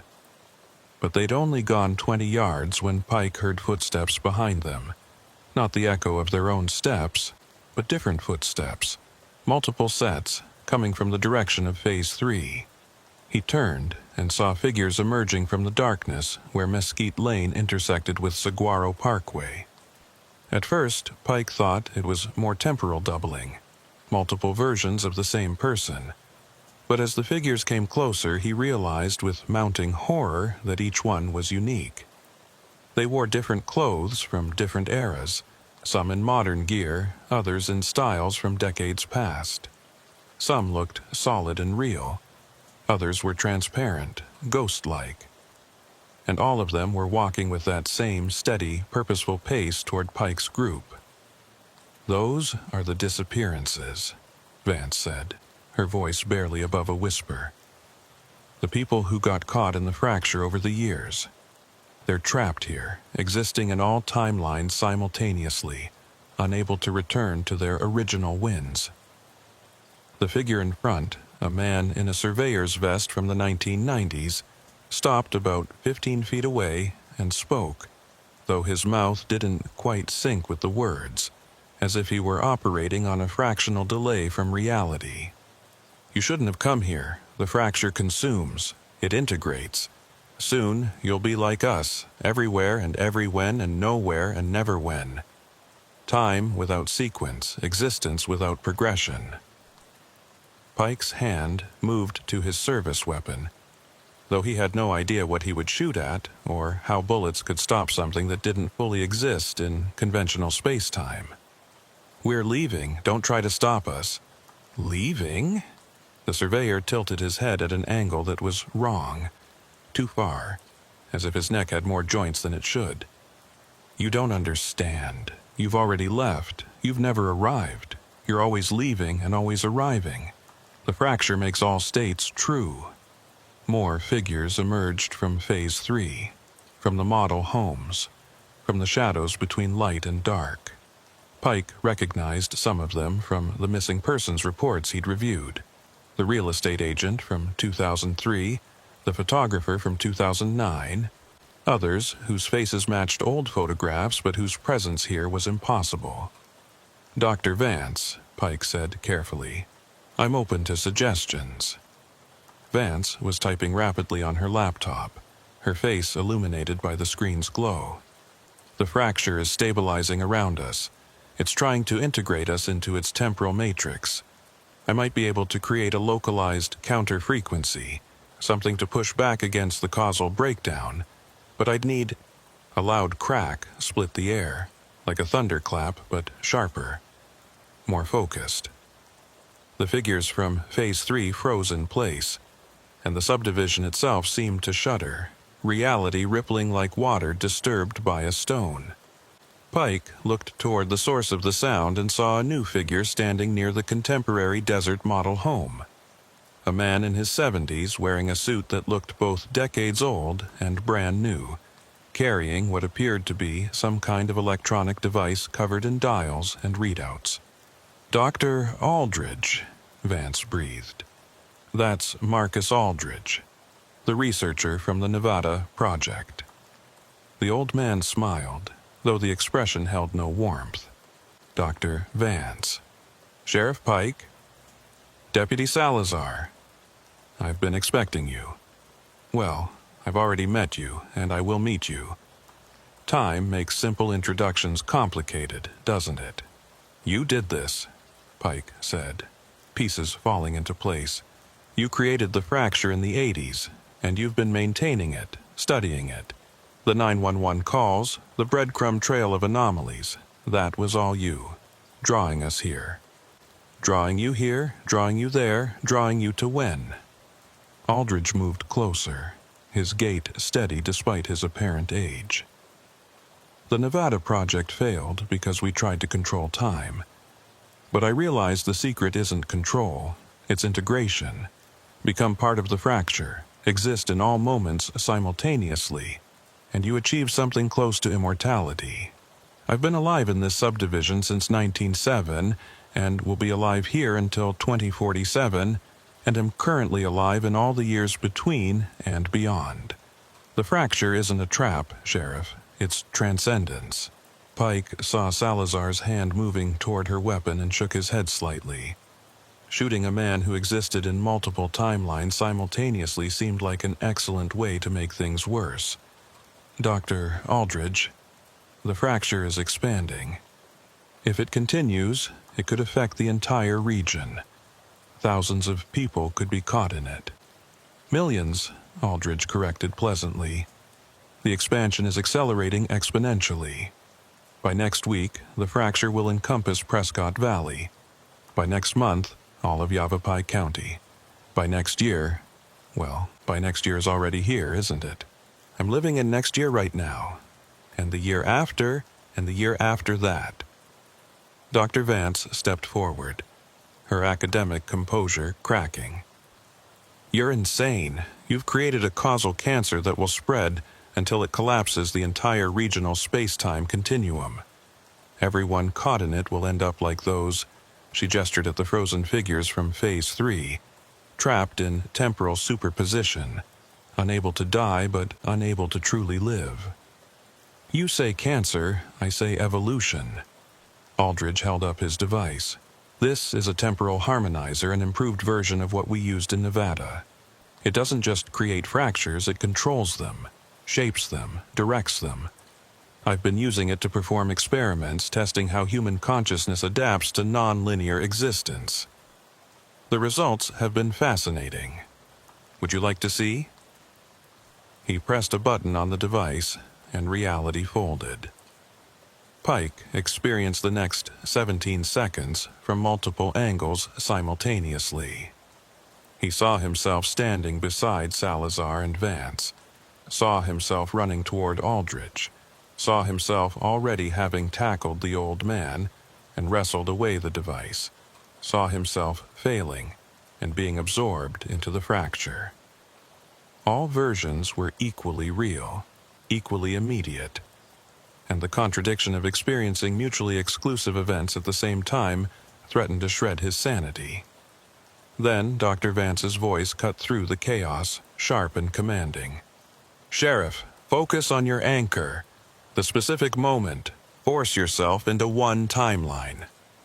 Pike grabbed onto the memory of his watch reading 3:47 p.m., that specific second, and pulled.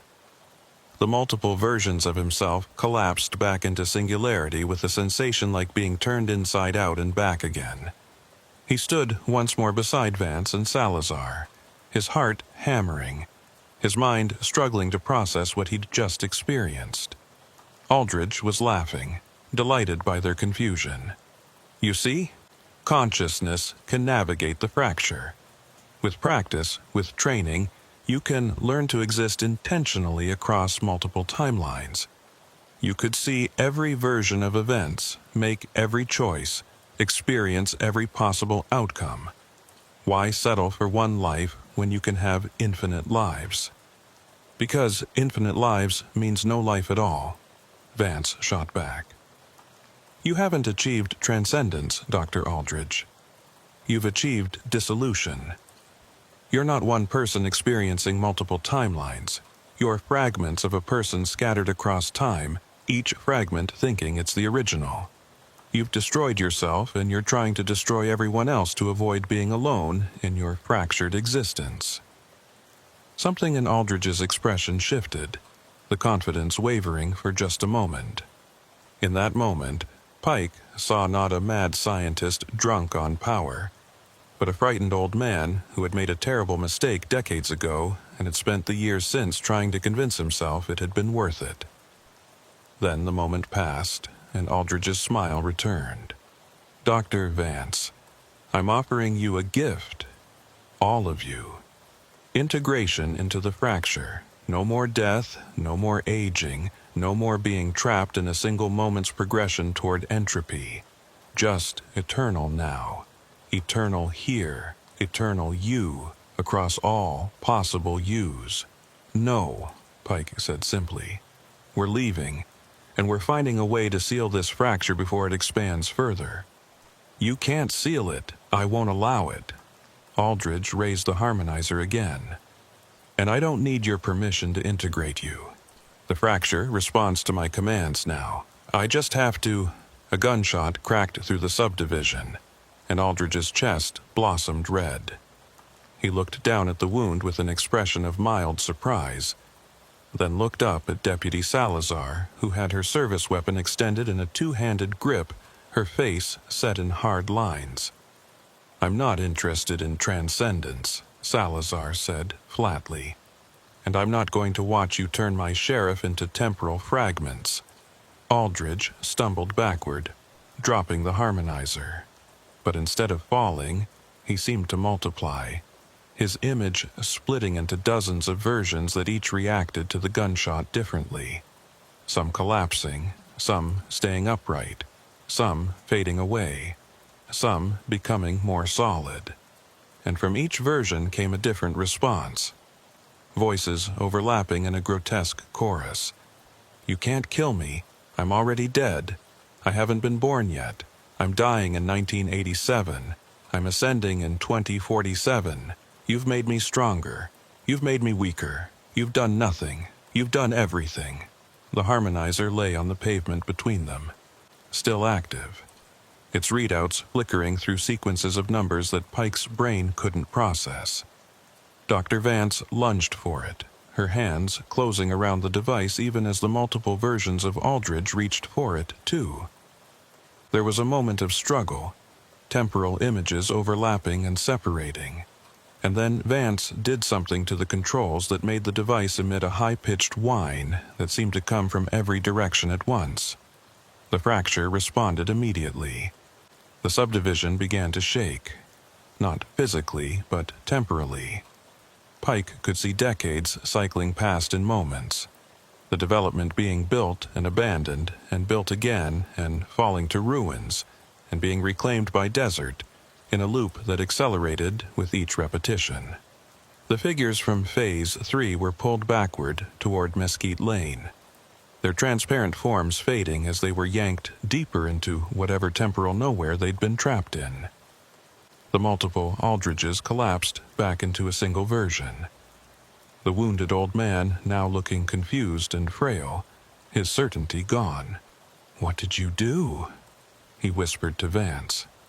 "I reversed the harmonizer's polarity," she said, her voice tight with concentration as she adjusted controls. "Instead of expanding the fracture, it's now compressing it, forcing all the temporal layers to collapse back into a single coherent timeline. But that means—" Aldridge's eyes widened with realization. "That means everyone caught in the fracture will be forced back into their original timelines. The ones who came from the past will return to their pasts. The ones from the future will return to their futures. And I've existed in so many different whens that I don't have an original timeline anymore. I'll be—" He didn't finish the sentence. His form began to fade, becoming transparent, as the subdivision around them stabilized into a single version of itself. The abandoned, monsoon-damaged development Pike had first visited days ago. The lights in the model homes went out. The multiple vehicles disappeared, leaving only Pike's Crown Victoria and Vance's Honda. The voices on the radio fell silent, and Dr. Marcus Aldridge simply ceased to exist, not dying so much as being edited out of reality, removed from a timeline he'd broken himself out of decades ago. The harmonizer went dark in Vance's hands. She set it down carefully on the pavement and stood, her legs shaky. It's done. The fracture is sealed. Anyone who was trapped in it has been returned to their proper timelines, assuming those timelines are still accessible. Some of them might have been sent to pasts that no longer exist, or futures that won't happen now. They're gone. Pike looked at Salazar, who was slowly holstering her weapon, her hands trembling. "Deputy, are you all right?" "I shot a man, Sheriff. A man who might have been crazy, but he wasn't threatening us with a weapon. He was just talking." Her voice was hollow. "Did I do the right thing?" Before Pike could answer, Vance spoke up. "You saved us, Deputy. Aldridge was going to use the harmonizer to force us into the fracture. Your action distracted him long enough for me to reverse the device. Without that distraction, we'd all be temporal fragments now, scattered across decades with no way back." Pike put a hand on Salazar's shoulder. "The use of deadly force will be reviewed, as it always is. But Dr. Vance is right. You saved us, and probably saved thousands of people who would have been caught in the fracture if it had continued expanding." They stood in silence for a moment. 3 people in an abandoned subdivision trying to process what they'd just experienced and survived. Then Pike's radio crackled with a normal, blessedly normal transmission from dispatch. "Sheriff Pike, this is Martinez. Just checking in. You've been off radio for about 40 minutes. Everything okay out there?" Pike grabbed his radio, finding comfort in the mundane routine of responding to dispatch. "Everything's fine, Martinez. Just wrapping up an investigation. We'll be back at the station within the hour." "Copy that, Sheriff. Oh, and just FYI, we got another call about Sonoran Vista about 10 minutes ago. Someone reporting strange lights and voices. I told them we already had units on site investigating. Should I send anyone else out there?" Pike looked at the dark, silent subdivision, then at the harmonizer lying on the pavement like evidence of a crime against physics. "Negative. The situation is resolved, but I want that location marked as closed to the public. Set up barricades at the entrance tomorrow morning and get the county attorney to start condemnation proceedings. That development is permanently unsafe." "Will do, Sheriff. See you back at the station." The drive back to town was quiet, each of them lost in their own thoughts. Dr. Vance sat in the back seat of Pike's Crown Victoria, the harmonizer secured in an evidence bag beside her. She'd insisted on taking it back to the university, where it could be studied and potentially used to detect other temporal anomalies before they became fractures. "Sheriff," she said as they approached Prescott Valley, "what are you going to put in your report? The truth? Because if you do, they'll think you're insane." Pike had been thinking about that very question. "I'm going to say we responded to reports of trespassing at an abandoned development and found evidence of illegal activity, specifically unauthorized geological testing that created hazardous conditions.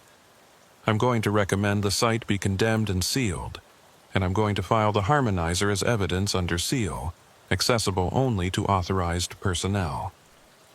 "And the disappearances?" Salazar asked from the passenger seat.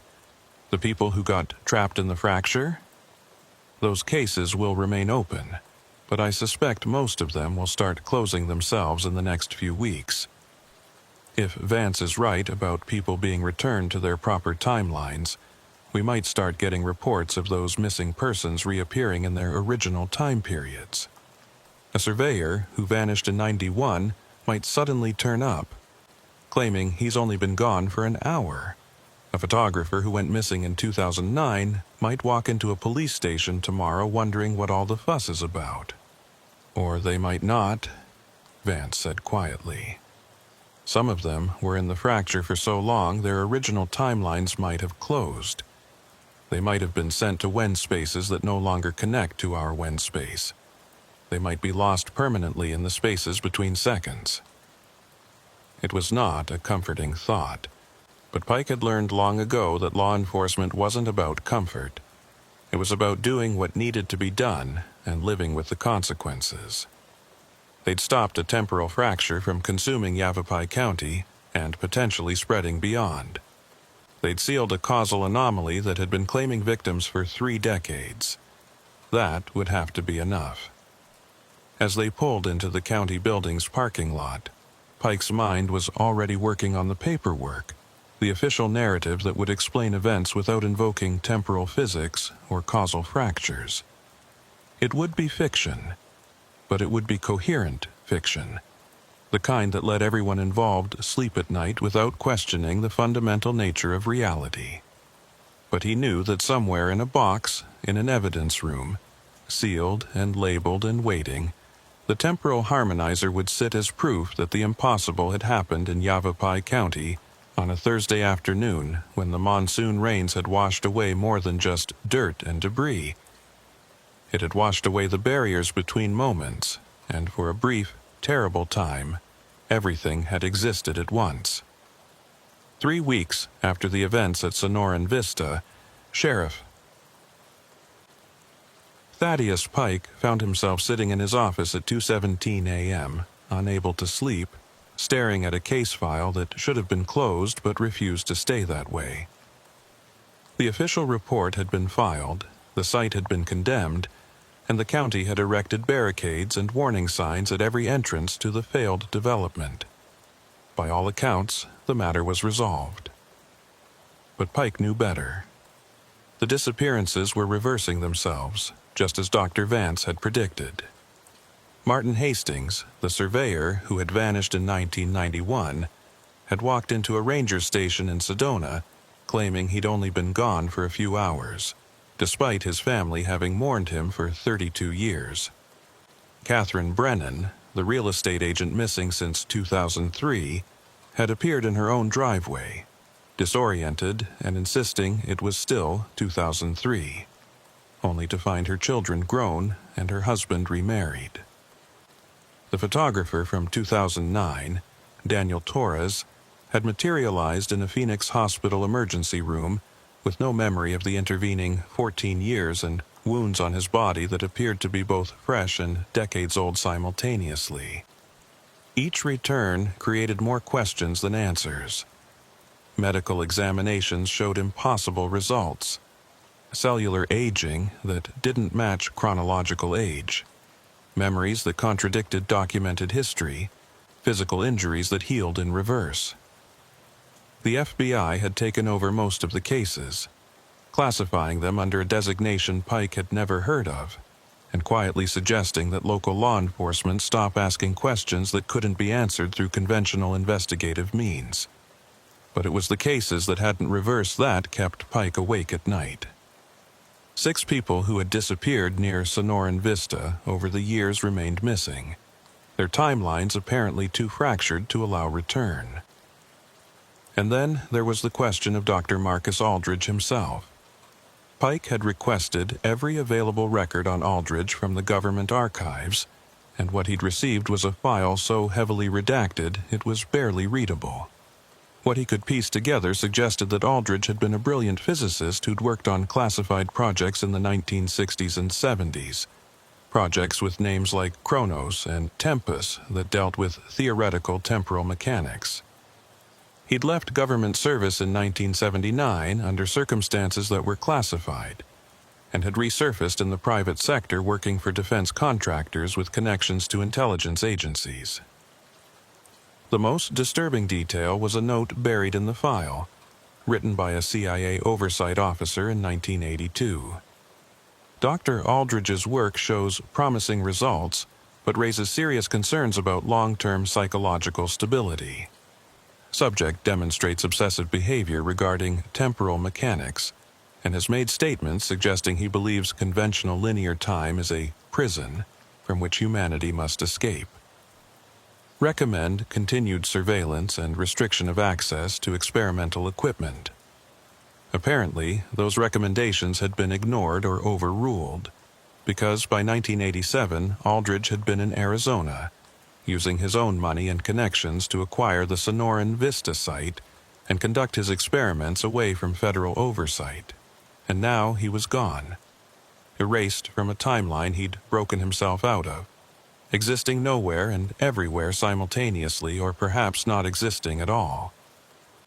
Pike's desk phone rang, shattering the 2 a.m. silence. He grabbed it on the second ring, his law enforcement instincts making him alert despite the hour. "Sheriff Pike." The voice on the other end was unfamiliar, male, with an accent Pike couldn't quite place. "This is Agent Carver with the Department of Defense. I'm calling about the Sonoran Vista incident." Pike sat up straighter, his exhaustion forgotten. The Department of Defense hadn't been part of any of the previous conversations about the subdivision. "Agent Carver, what's your interest in Sonoran Vista?" Dr. Marcus Aldridge was working under a classified contract when he created the temporal fracture in 1987. Technically, his work was still considered government property, even if he was conducting it through private channels. The harmonizer device that Dr. Vance recovered is also government property, and we need to arrange its immediate transfer to a secure facility. "The harmonizer is evidence in an active investigation," Pike said carefully.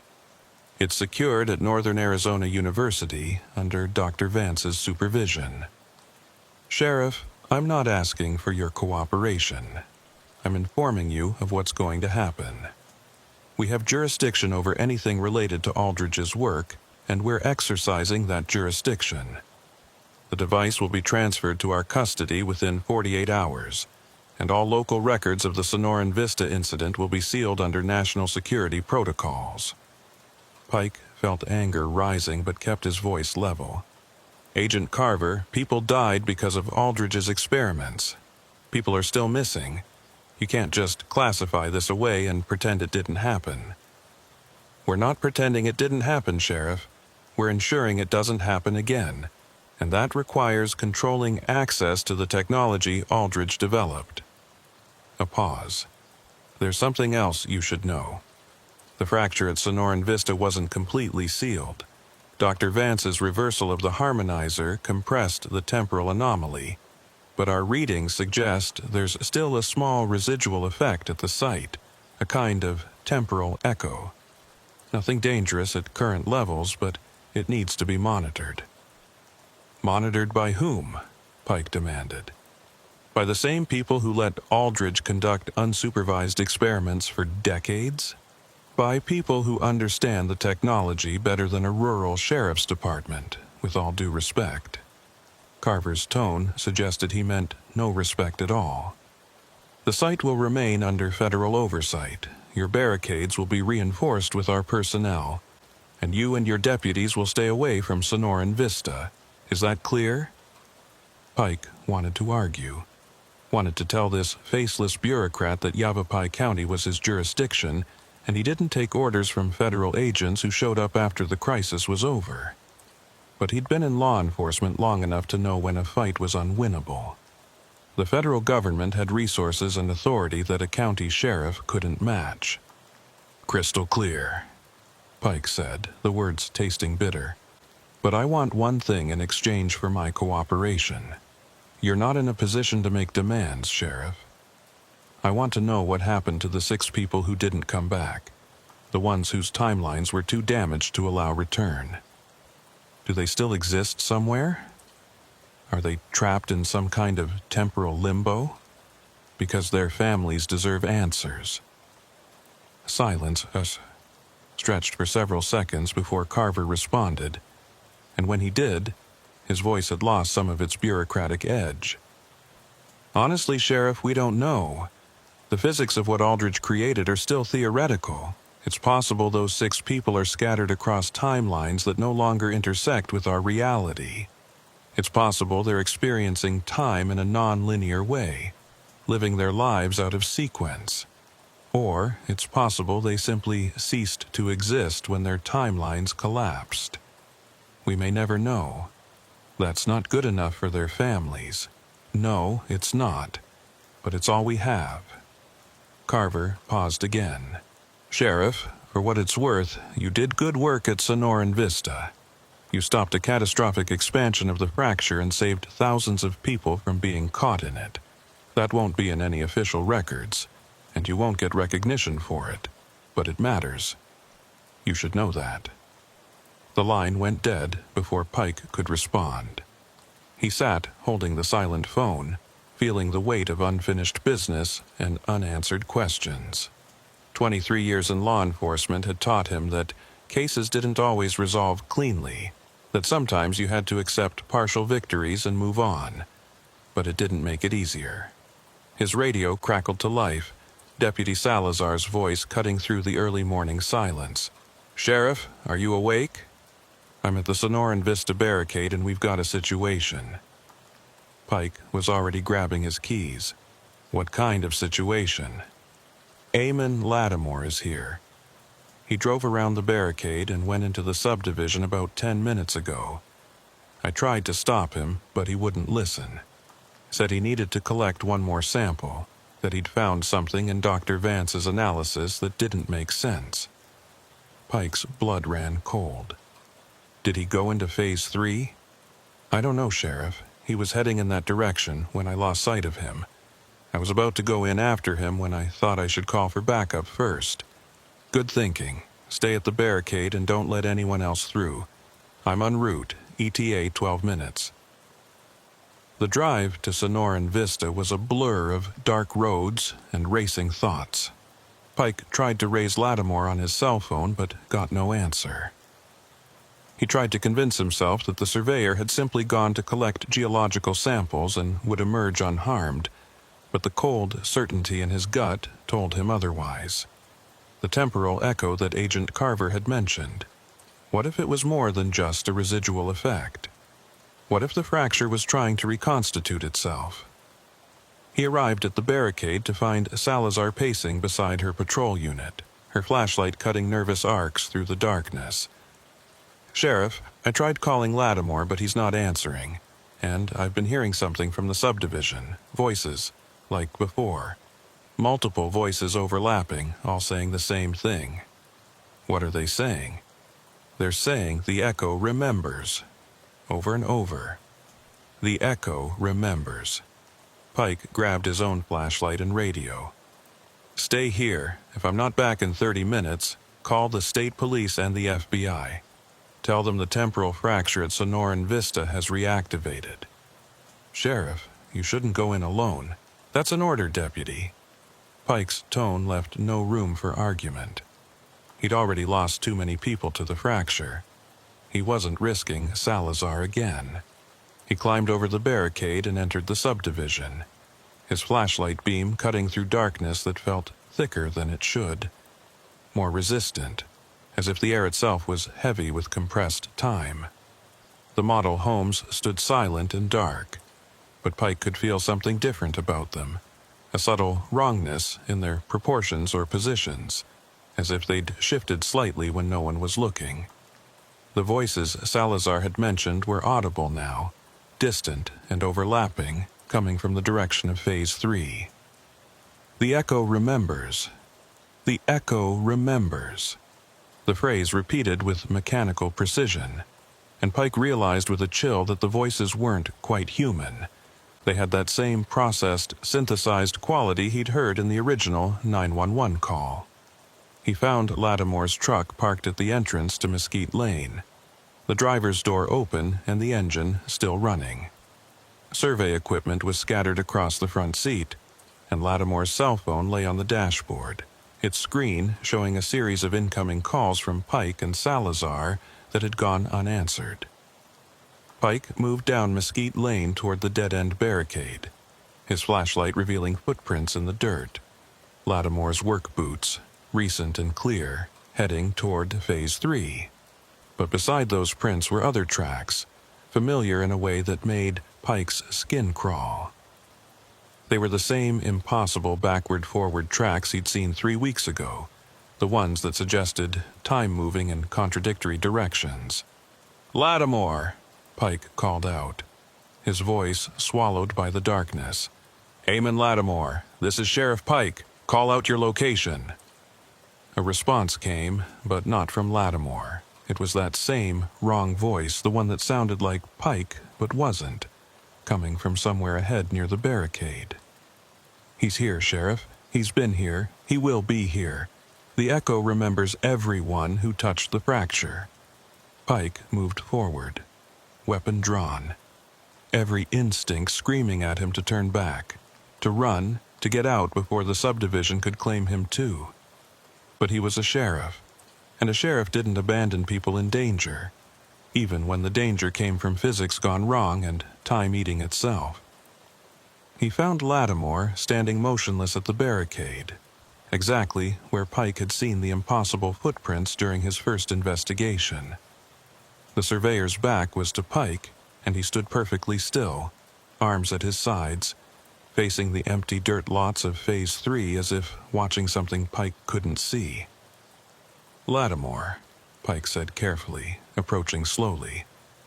"Are you all right? Can you hear me?" "I can hear you, Sheriff." Lattimore's voice was normal, controlled, which somehow made it worse. "I can hear you now, and I heard you 3 weeks ago, and I'll hear you tomorrow. The echo has integrated me. I exist in all the moments simultaneously now, just like Dr. Aldridge." Pike felt his chest tighten. "Eamon, you need to come with me. We need to get you out of the subdivision before what?" Lattimore turned, and Pike had to fight not to step back. The surveyor's eyes were wrong. Not physically changed, but looking in too many directions at once, as if they were trying to focus on multiple points in time simultaneously. "Before I become like the others. It's too late for that, Sheriff. I touched the fracture directly when I collected those geological samples. The temporal radiation, or whatever you want to call it. It got into my cells, my consciousness. I've been decohering for weeks. I just didn't realize it until I came back here and felt the echo calling to me. Dr. Vance said the fracture was sealed. The main fracture was sealed. But the echo remains. And the echo is hungry. It wants to reconstitute what was lost. It's calling to everyone who ever touched the temporal anomaly, trying to pull them back, trying to use them as anchors to rebuild the fracture from scratch." Lattimore took a step toward Pike, and his movement was wrong, jerky, as if different versions of him were trying to walk in slightly different directions at the same time. "It's calling to you too, Sheriff. You were inside the fracture when it collapsed. You're contaminated just like me. Can't you feel it? The pull toward multiple moments? The sensation of existing in too many whens at once."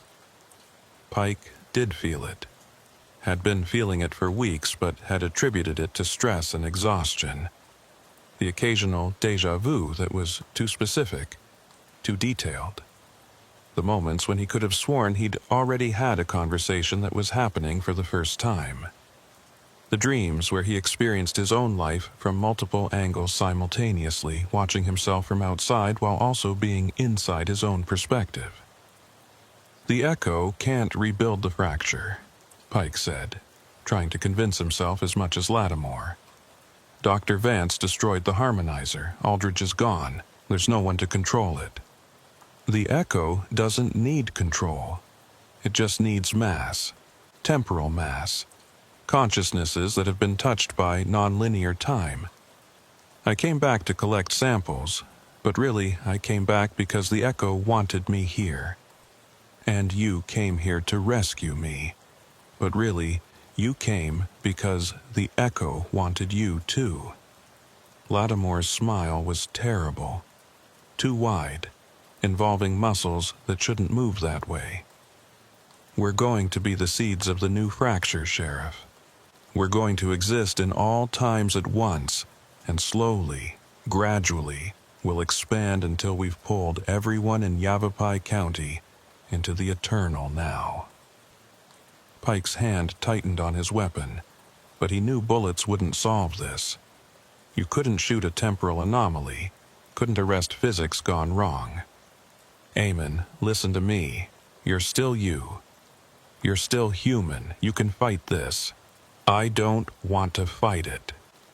Lattimore took another jerky step forward.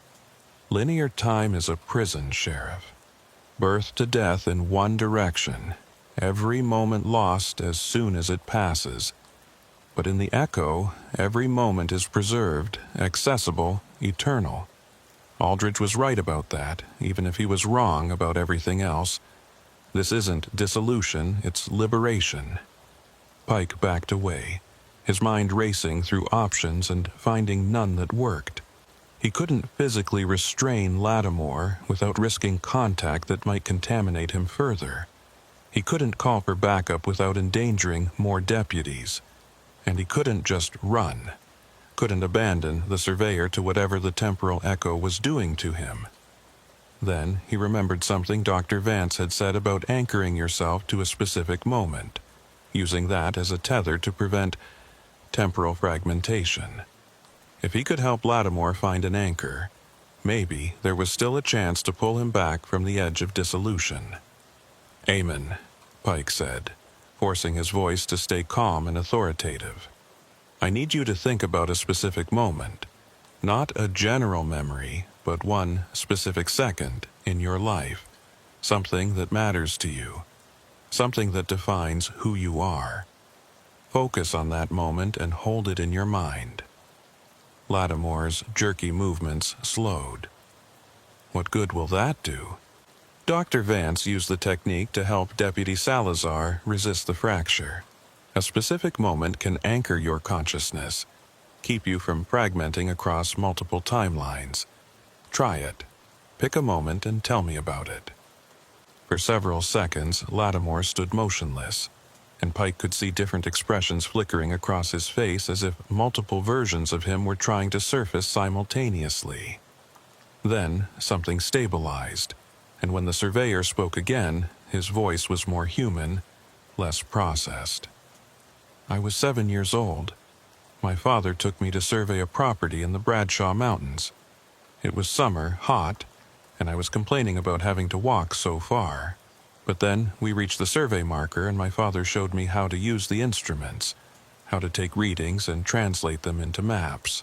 He told me that surveyors are the people who make sense of the land, who turn wilderness into something measurable and knowable. He said it was important work that mattered." Lattimore's eyes focused more clearly, looking at Pike rather than through him. "That was the moment I decided what I wanted to be. That was the moment that made me who I am. Hold on to that," Pike urged. "Keep that moment in your mind. Don't let the echo pull you away from it." "I'm trying, Sheriff, but it's hard.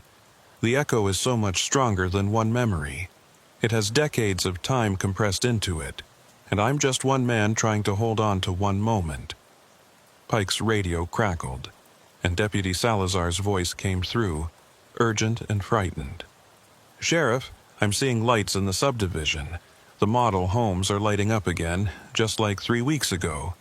And there are people walking on the streets, people who shouldn't be there. What's happening?" Before Pike could respond, the air around him began to shimmer with that familiar heat distortion effect. The darkness of Mesquite Lane gave way to overlapping images. The street as it was now, abandoned and deteriorating, superimposed with the street as it had been during construction, complete with workers and equipment, and the street as it would be if the development had succeeded, with finished homes and landscaping and residents.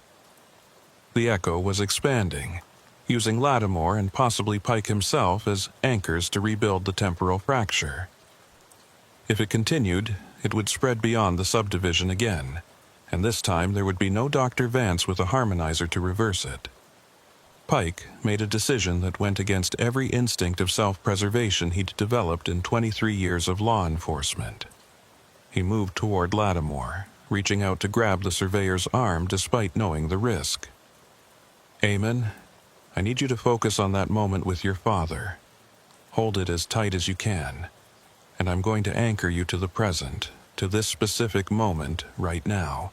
Sheriff, If you touch me while I'm fragmenting, you'll get pulled in too. I know. Pike's hand closed around Lattimore's arm, and immediately he felt it. The sensation of existing in multiple times at once, his consciousness trying to fragment and spread across decades. But he fought it, focusing on his own anchor. His watch reading 3:47 p.m. on the day he'd first confronted the fracture, that specific second that had kept him grounded before. Around them, the temporal shimmer intensified, and Pike could see figures forming in the overlapping timelines. Construction workers from 2006, residents from timelines where the development had succeeded, the transparent shapes of people who'd been trapped in the fracture. All of them turning toward Pike and Lattimore. All of them pulled by the Echo's attempt to rebuild itself. The Echo remembers, they said in unison, their voices blending into that processed inhuman chorus. The Echo preserves, the Echo integrates. Pike felt his grip on linear time slipping, his consciousness starting to spread across moments like water dispersing in oil. He could see himself from multiple angles, standing beside Lattimore, running from the subdivision already having failed and been absorbed into the fracture, successfully escaping and reporting back to Salazar. All versions equally real, all pressing against his sense of self. But then he felt something else. Lattimore's memory of that moment in the Bradshaw Mountains, that 7-year-old boy learning about surveying from his father. The memory was so vivid, so specific, that it created a kind of temporal gravity, a fixed point that resisted the Echo's attempt to disperse them across time. Pike latched onto it, using Lattimore's anchor to reinforce his own. "That moment made you who you are," he said, his voice sounding distant and distorted even to his own ears. "It's more real than the Echo. It's more important than existing in all times at once. Hold on to it, Eamon. Don't let it go." "I'm trying, Sheriff. Lattimore's voice fractured, multiple versions of him speaking simultaneously. "I can feel the Echo pulling. It wants to integrate us. It needs us to rebuild the fracture. Fight it." Pike tightened his grip on Lattimore's arm, feeling electric current running through the contact point. "You're Eamon Lattimore. You're a surveyor. You make sense of the land. You turn wilderness into something measurable and knowable. That's who you are, not some temporal fragment scattered across decades." The temporal shimmer around them began to pulse, accelerating and decelerating in rhythm with some invisible force. Pike could see the model homes flickering between different states of completion, the streets alternating between paved and unpaved, the sky shifting from night to day and back again. The Echo was destabilizing, unable to fully reconstitute the fracture but unwilling to release its anchors. Then Pike heard a new sound cutting through the temporal chaos, an engine, powerful and getting closer. Headlights swept across Mesquite Lane, and a large black SUV crashed through the barricade at the end of the street, driving directly toward where Pike and Lattimore stood locked in their struggle against fragmentation. The vehicle stopped 20 feet away, and Pike saw Agent Carver emerge from the driver's seat, carrying what looked like a smaller, portable version of Aldridge's temporal harmonizer. Behind him came two other figures in dark suits, both carrying similar devices. "Sheriff Pike, step away from the surveyor," Carver shouted, his voice cutting through the temporal distortion. "We're going to stabilize the Echo before it can fully expand." "If I let go, he'll fragment completely," Pike shouted back. "And if you don't let go, you'll both fragment. These harmonizers are calibrated to collapse the Echo without destroying the people caught in it, but we need clear access." Pike looked at Lattimore, seeing the fear and hope warring in the surveyor's fragmenting expression. "Eamon, can you hold on to that memory on your own, just for a few more seconds?" "I don't know, Sheriff. It's getting harder to remember which version of me had the memory and which versions are just echoes of echoes." The version that matters is the one that's here right now, in this specific moment. That's the real you. The rest is just temporal noise. Pike prepared to release his grip, hold on to that moment in the mountains, make it more real than anything else. He let go and stepped back, and immediately Lattimore began to flicker more rapidly, his form doubling and tripling as different versions tried to occupy the same space. But the surveyor's face set in concentration, his lips moving as if repeating something to himself. The memory of his father, Pike guessed, that anchor moment playing on loop to keep him grounded. Carver and his team activated their harmonizers simultaneously, and the devices emitted that same high-pitched whine Pike remembered from 3 weeks ago. But this time the effect was different. Instead of collapsing all timelines into one, the harmonizers seemed to be separating them, peeling away the temporal layers that had been compressed together and forcing them back into their proper sequence. The flickering images around them began to fade. The construction workers disappearing back into 2006, the imagined residents dissolving into timelines that had never actually existed, the trapped figures from the original fracture being pulled away to whatever when spaces they'd been exiled to. The subdivision slowly stabilized back into its abandoned state, just dark model homes and empty streets under a pre-dawn sky. Lattimore solidified, becoming a single, coherent person again, instead of a collection of overlapping temporal fragments. He collapsed to his knees, breathing hard, and Pike moved to support him. "Is he stable?" Pike asked Carver. The agent checked readings on his harmonizer before nodding. "Temporally stable, yes, but he's been exposed to significant temporal radiation. He'll need to be monitored for signs of decoherence, possibly for the rest of his life. Some people never fully recover from contact with a causal fracture." Pike helped Lattimore to his feet, supporting the surveyor's weight. "What about the echo? Is it gone?" "Contained, not gone. We can't completely eliminate temporal echoes. They're artifacts of the original fracture, and they persist even after the main anomaly is sealed. But we've compressed it down to a subcritical level. It shouldn't be able to use human consciousness as an anchor anymore." Carver gestured to his team, who began setting up additional equipment around the area. "We're establishing a permanent monitoring station here. Any future temporal fluctuations will be detected and suppressed before they can expand." "You could have mentioned you had this capability when we spoke earlier," Pike said, unable to keep the edge out of his voice. "We needed to see if the echo would try to reconstitute itself before committing resources to permanent containment. Your surveyor friend provided that data by coming here tonight." Carver's expression was unreadable. "Consider it a field test that you both passed." Pike wanted to be angry, wanted to rage at the callousness of using Lattimore as bait, but exhaustion and relief won out. They'd stopped the echo from rebuilding the fracture. That was what mattered. "What happens now?" Pike asked. "Now, we take custody of the site, establish our monitoring station, and you and your department forget Sonoran Vista exists. The temporal echo will be our problem to manage." Carver paused. "And Sheriff, the contamination we detected in you, it's minor, probably won't develop into anything serious.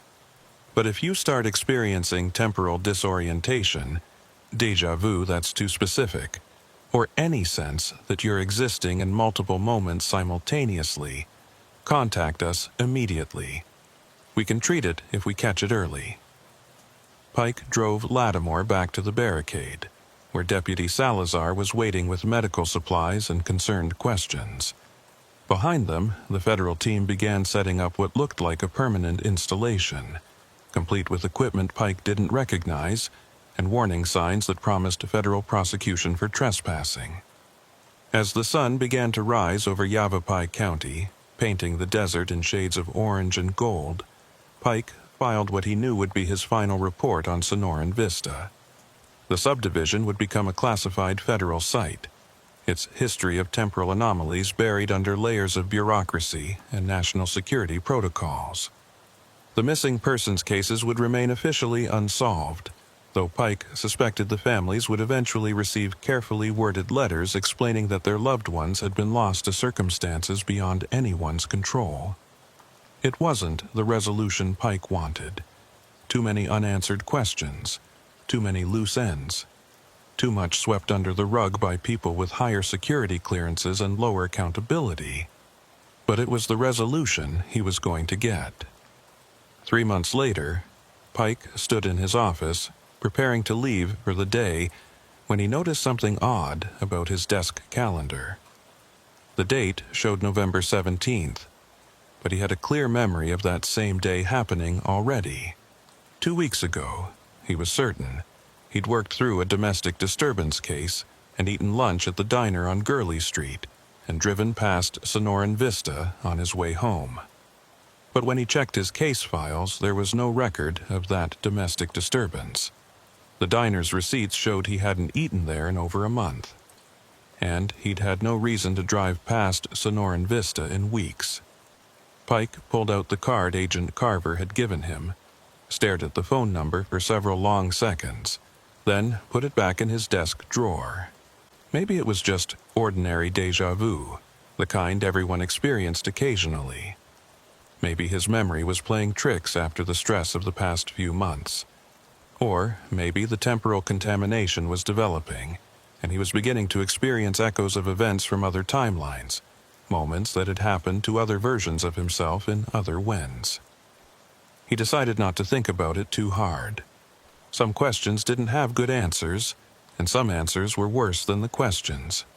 Sheriff Thaddeus Pike locked his office, walked to his car, and drove home through a Prescott Valley that existed firmly and solely in the present moment.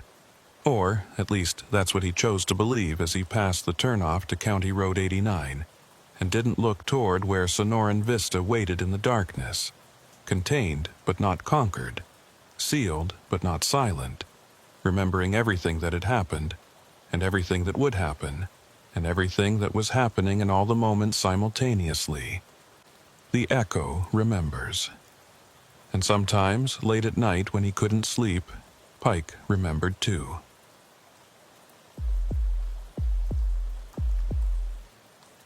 Sheriff Rowan Kepler had driven past the old way station on Highway 191 1,000 times without giving it much thought, but tonight the place looked different in a way that made his jaw tighten.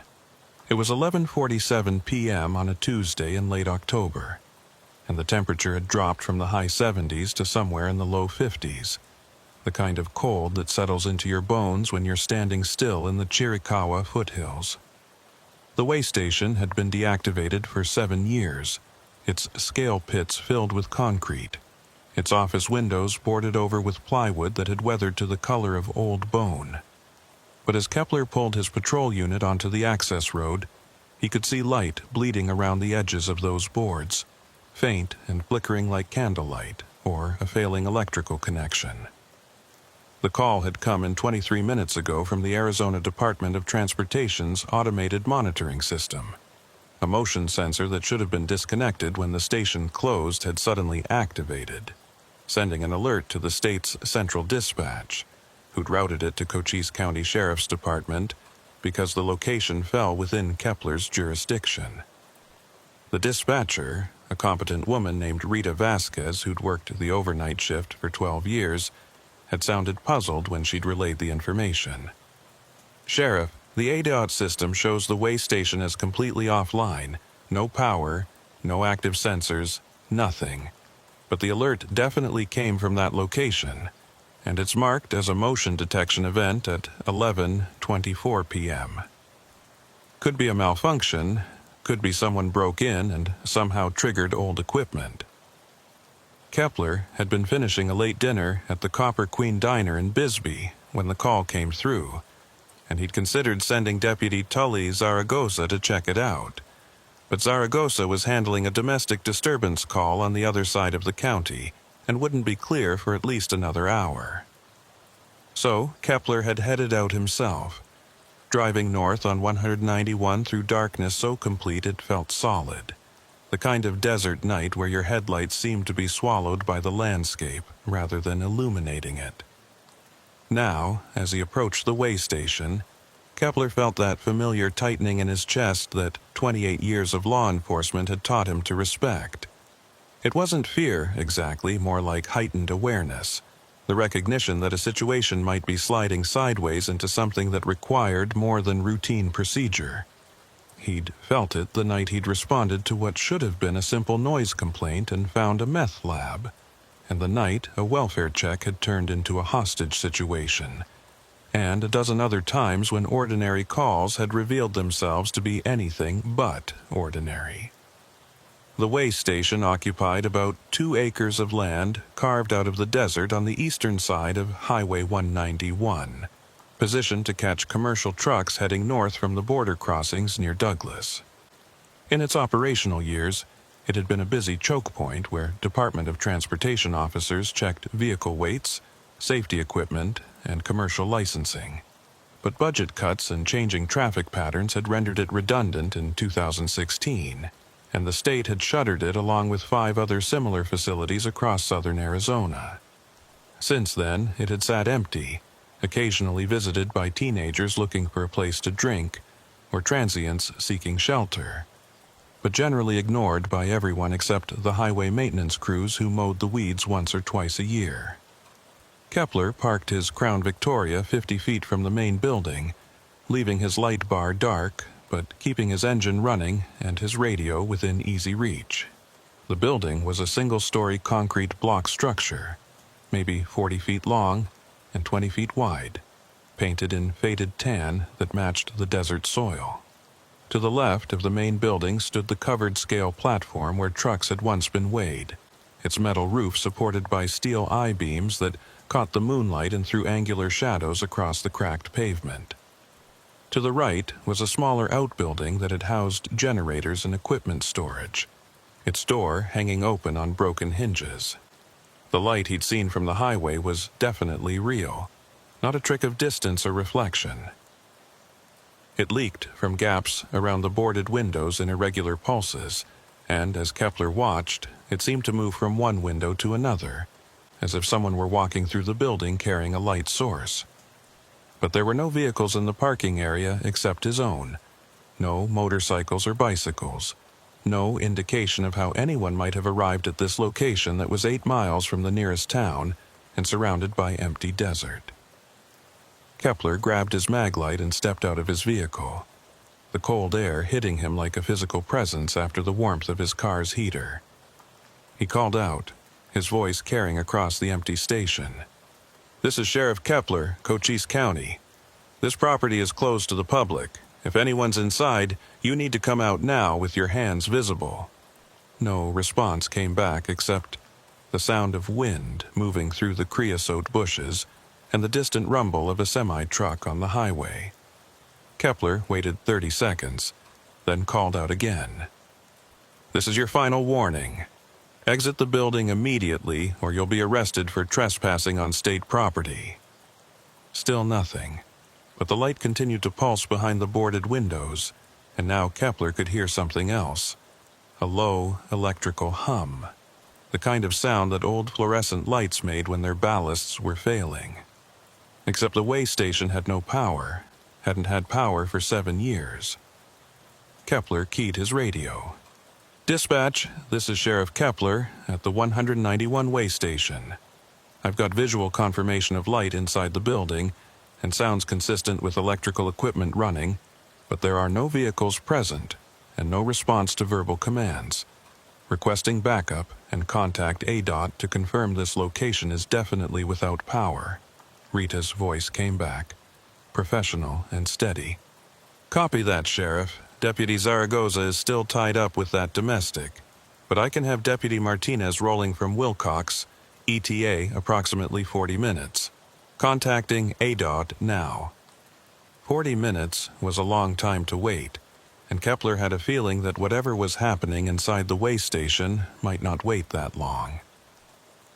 He approached the main building carefully. his flashlight in his left hand and his right hand resting on his service weapon. The front entrance was a metal door with a deadbolt that should have been secured, but when Kepler tried the handle, it turned smoothly, and the door swung open with barely a sound. The interior of the way station was not what Kepler expected. Instead of the empty, dusty abandonment he'd anticipated, the space looked almost operational.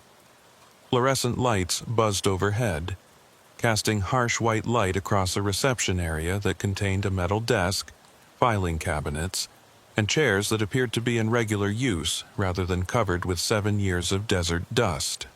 On the desk sat a computer monitor showing what looked like a live feed from highway cameras, displaying traffic on a section of road that Kepler recognized as Highway 191, probably from a mile or two south of their current location. But the details were wrong in subtle ways that made Kepler's skin crawl. The vehicles on the monitor's feed were mostly correct: modern semi-trucks, passenger cars, the occasional RV, but interspersed among them were older models, vehicles from the early 2000s that looked too pristine to be real, as if someone had created a composite video mixing current footage with archived material. And the timestamp in the corner of the monitor showed the correct date, but the wrong time, reading 11:47 p.m. when Kepler's watch showed 11:52 p.m., a 5-minute discrepancy that shouldn't exist if this were a live feed. Kepler's radio crackled, and Rita's voice came through with an edge of confusion. "Sheriff, I've got ADOT on the line, and they're saying something strange. The way station at mile marker 112 on Highway 191 is definitely decommissioned and has no active power connection.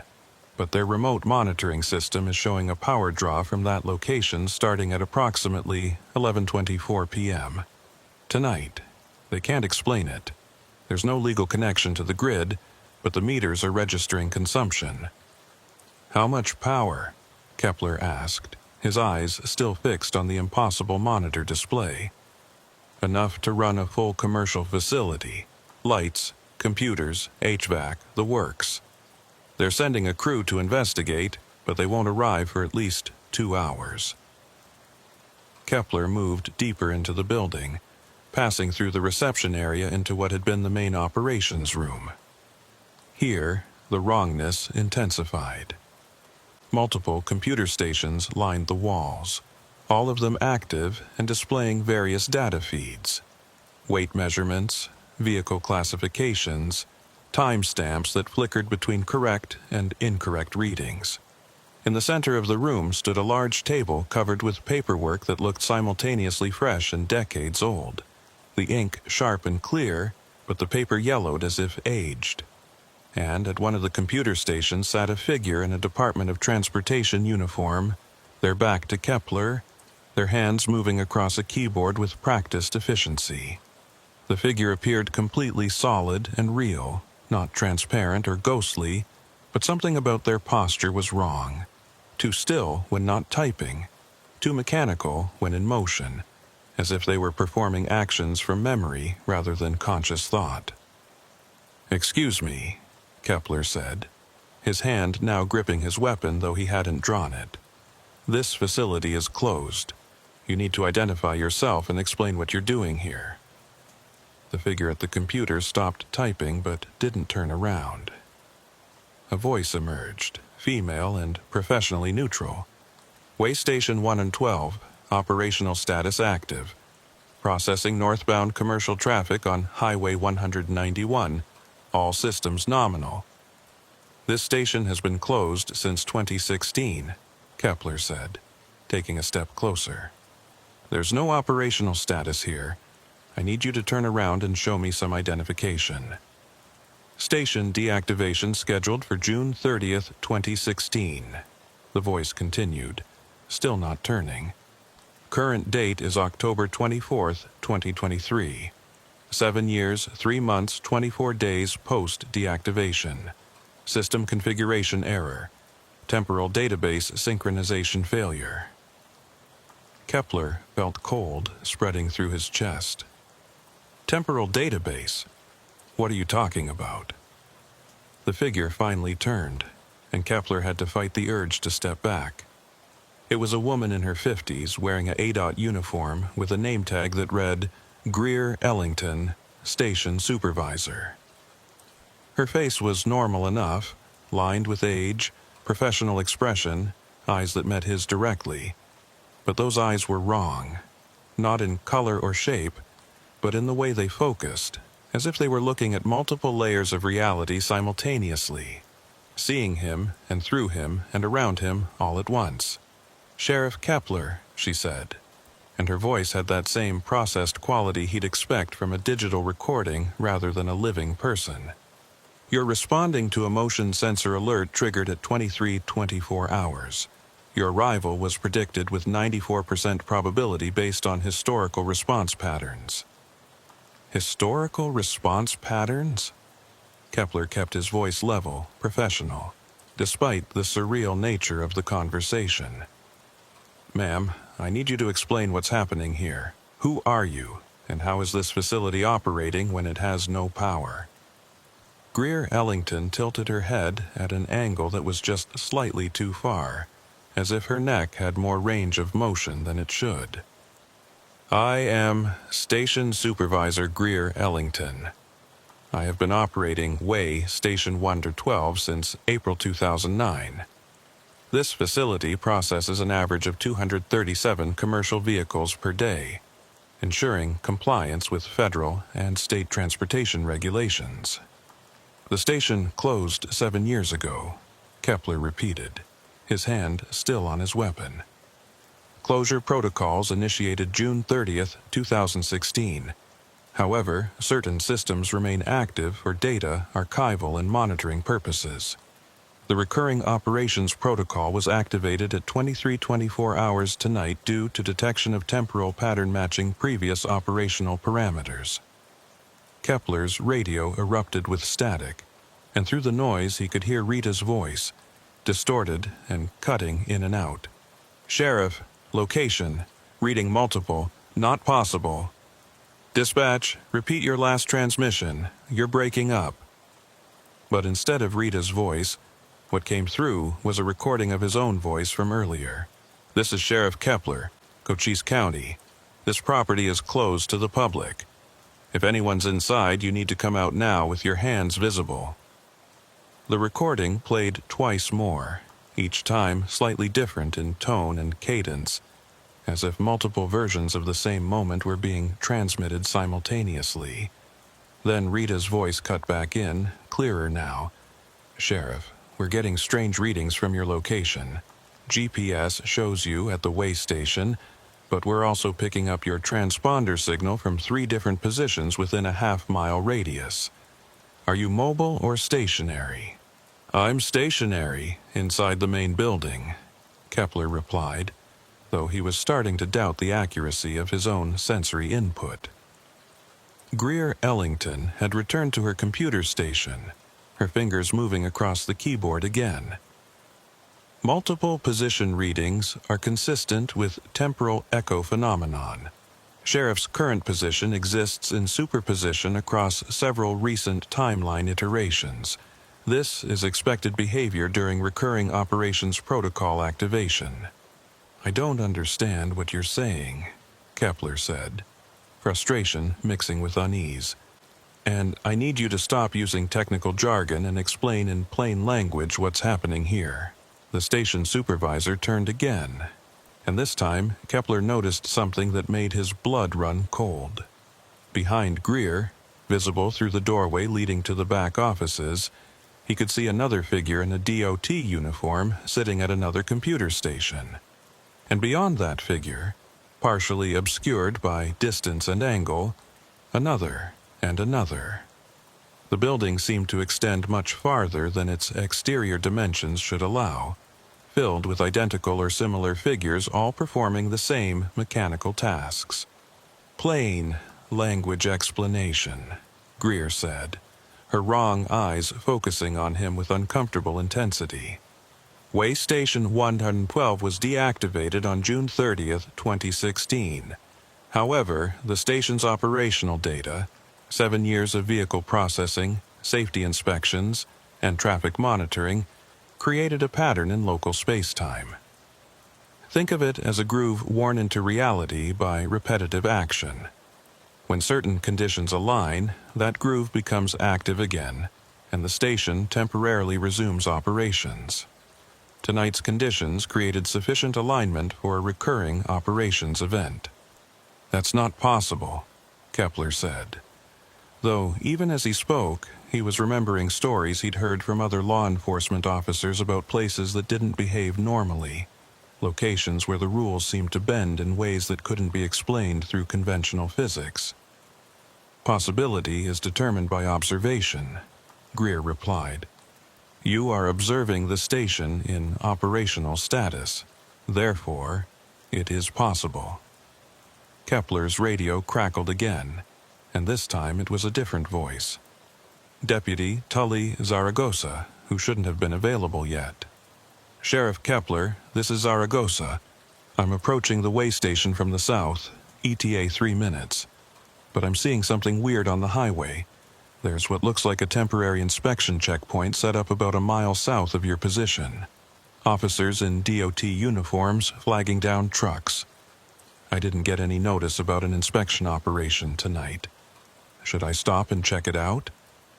Kepler felt pieces clicking together in his mind, forming a picture that violated common sense but matched what he was seeing.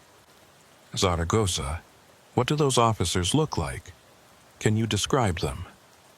A pause, then, "They're too far away to make out details, but their movements are strange, very mechanical, very precise, like they're following a script. And Sheriff, the trucks they're stopping, some of them look wrong. Old models that shouldn't still be on the road, mixed with current vehicles. It's like watching traffic from different years happening at the same time." "Do not approach that checkpoint," Kepler ordered. "Maintain your distance and wait for my signal. I think what you're seeing is connected to what's happening at the way station." "Copy that, Sheriff. Holding position. But you should know, the officers at that checkpoint, they're starting to look in my direction. It's like they know I'm watching them."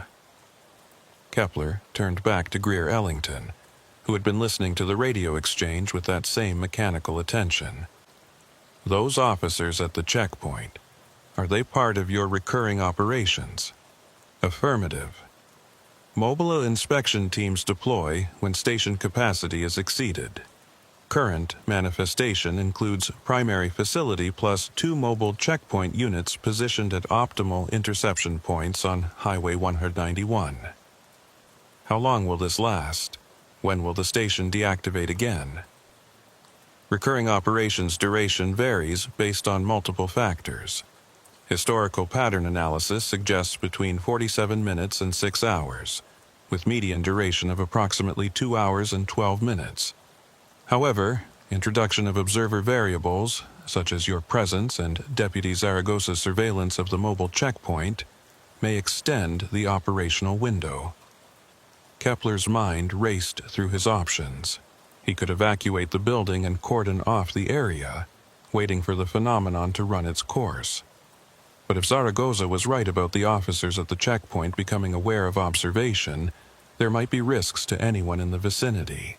And there was still the question of what happened to any commercial trucks that got caught up in this temporal replay of the station's operations. As if reading his thoughts, Greer's wrong eyes fixed on him again. 17 commercial vehicles have been processed through the facility since recurring operations began at 23:24 hours. All inspections completed successfully. Vehicles released to continue northbound on Highway 191. "I haven't seen any trucks here," Kepler said. "Temporal processing occurs in accelerated state relative to observer present time. From your perspective, the processing appears instantaneous or may not be visible at all.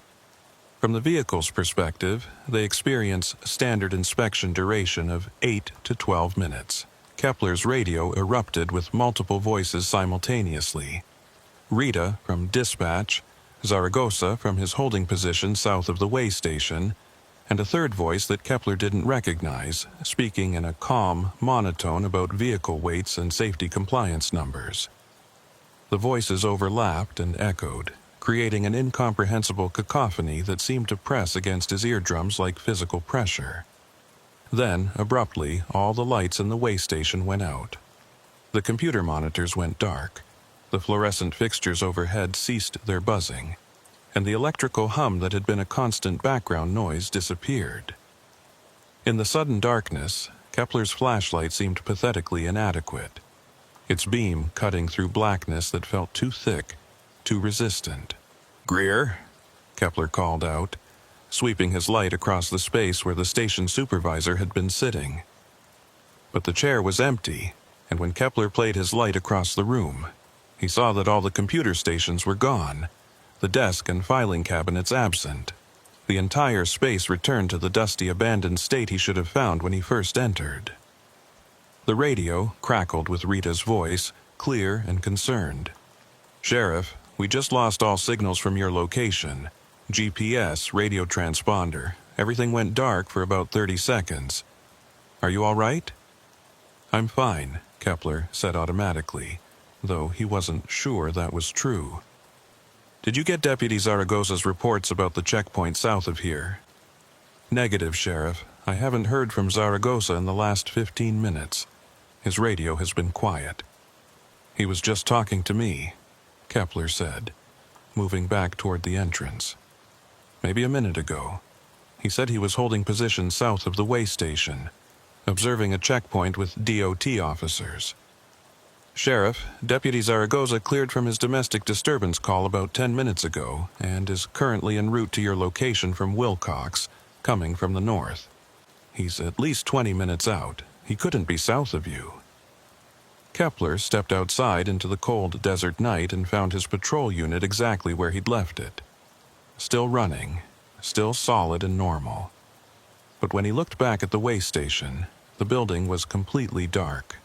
No light leaking from the boarded windows, no sign of the impossible operations room he'd just witnessed. And when he checked his watch, he found that only 12 minutes had passed since he'd first entered the building, though it had felt like much longer. His radio crackled with a new voice, Zaragoza, sounding normal and unconcerned. "Sheriff Kepler, this is Deputy Zaragoza. I'm about 18 minutes from your location, coming south on 191. Just wanted to confirm you still need backup at the way station." "Affirmative," Kepler replied, his voice steadier than he felt. "But Zaragoza, when you get here, I need you to check something for me. About a mile south of the way station, let me know if you see any kind of checkpoint or inspection operation." "Will do, Sheriff. Though I haven't seen anything unusual on the highway so far. Just normal night traffic." Kepler stood in the cold darkness, staring at the abandoned building that had just been fully operational and staffed with impossible personnel. He thought about Greer Ellington with her wrong eyes and processed voice, about the computer monitors showing traffic from multiple time periods, about the checkpoint that Zaragoza had reported and then hadn't reported. Temporal echo, Greer had called it. A groove worn into reality by repetitive action. Kepler had been a sheriff for 11 years and had worked in law enforcement for nearly 3 decades before that. He'd seen crime scenes that tested his stomach and dealt with people who tested his faith in humanity. But he'd always been able to understand what he was seeing, even when it was terrible, because it operated according to rules he recognized. This was different. This suggested that reality itself had rules he didn't understand. Rules that allowed abandoned buildings to remember their operational past so strongly that they could temporarily become operational again. Rules that let voices transmit from times that hadn't happened yet or had already passed. His radio crackled once more, and through the static he heard a voice that might have been Greer Ellington, or might have been Rita, or might have been no one at all, saying words that made the cold seem to deepen. Recurring operations protocol remains active. Observer integration at 34%. station memory strengthening with continued presence. Recommend evacuation before threshold activation. Kepler walked quickly back to his patrol unit, climbed inside, and pulled away from the way station faster than was probably professional. In his rearview mirror, he could see the dark building receding into the desert night, and for just a moment, he thought he saw lights flickering behind those boarded windows again. But when he looked a second time, there was only darkness. Sheriff Rowan Kepler had driven past the old way station on Highway 191 1,000 times without giving it much thought. But tonight the place looked different in a way that made his jaw tighten. It was 11:47 p.m. on a Tuesday in late October, and the temperature had dropped from the high 70s to somewhere in the low 50s. The kind of cold that settles into your bones when you're standing still in the Chiricahua foothills. The way station had been deactivated for 7 years, its scale pits filled with concrete, its office windows boarded over with plywood that had weathered to the color of old bone. But as Kepler pulled his patrol unit onto the access road, he could see light bleeding around the edges of those boards, faint and flickering like candlelight or a failing electrical connection. The call had come in 23 minutes ago from the Arizona Department of Transportation's automated monitoring system. A motion sensor that should have been disconnected when the station closed had suddenly activated, sending an alert to the state's central dispatch, who'd routed it to Cochise County Sheriff's Department because the location fell within Kepler's jurisdiction.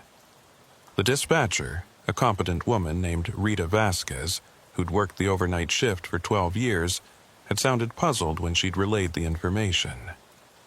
Sheriff, the ADOT system shows the way station as completely offline. No power, no active sensors, nothing. But the alert definitely came from that location, and it's marked as a motion detection event at 11:24 p.m. Could be a malfunction, could be someone broke in and somehow triggered old equipment. Kepler had been finishing a late dinner at the Copper Queen Diner in Bisbee when the call came through, and he'd considered sending Deputy Tully Zaragoza to check it out. But Zaragoza was handling a domestic disturbance call on the other side of the county, and wouldn't be clear for at least another hour. So Kepler had headed out himself, driving north on 191 through darkness so complete it felt solid.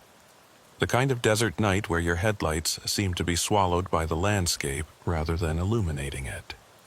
Now, as he approached the way station, Kepler felt that familiar tightening in his chest that 28 years of law enforcement had taught him to respect.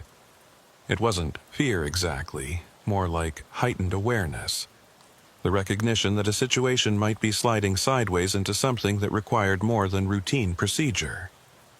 The way station occupied about 2 acres of land carved out of the desert on the eastern side of Highway 191, positioned to catch commercial trucks heading north from the border crossings near Douglas.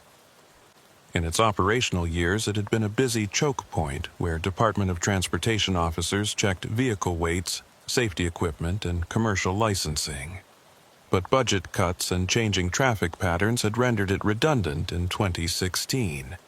And the state had shuttered it along with 5 other similar facilities across southern Arizona.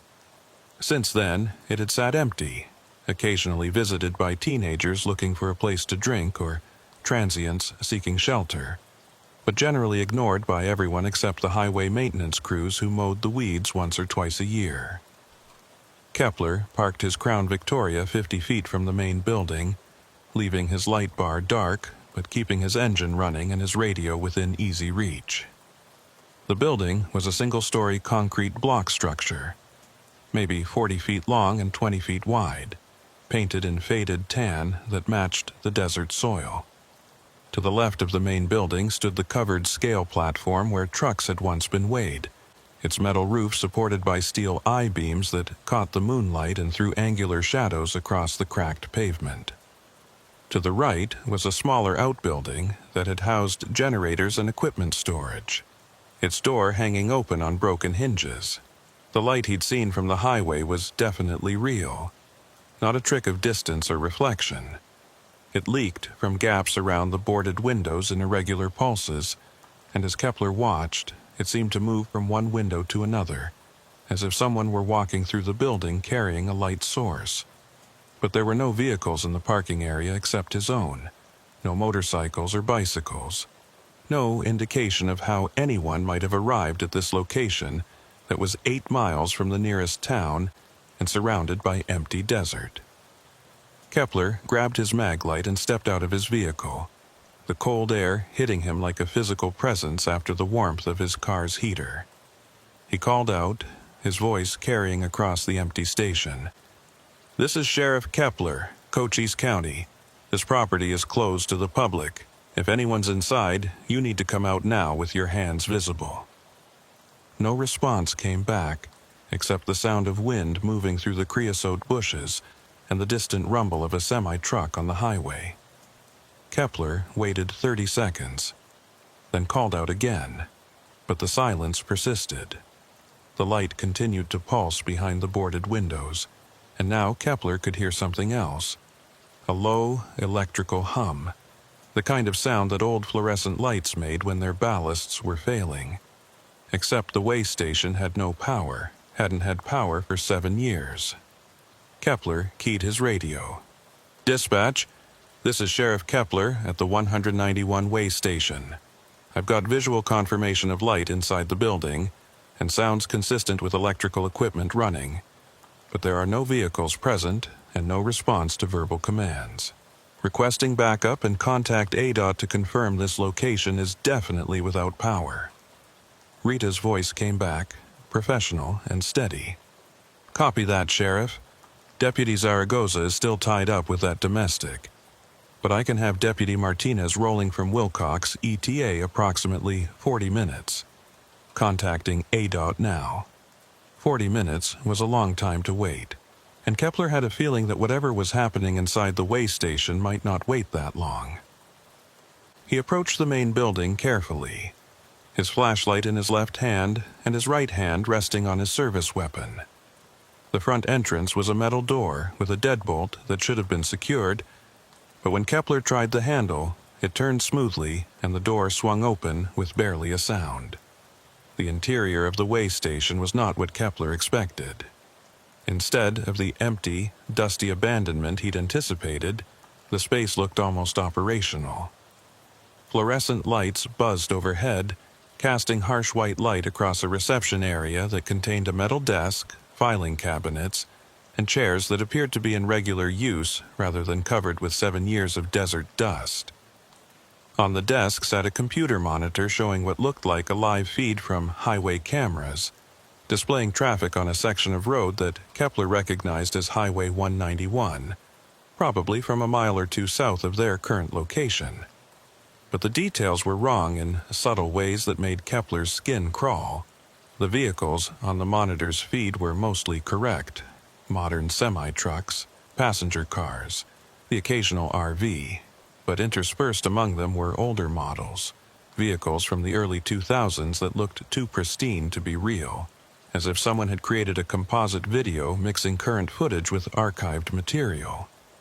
And the timestamp in the corner of the monitor showed the correct date, but the wrong time, reading 11:47 p.m. when Kepler's watch showed 11:52 p.m., a 5-minute discrepancy that shouldn't exist if this were a live feed.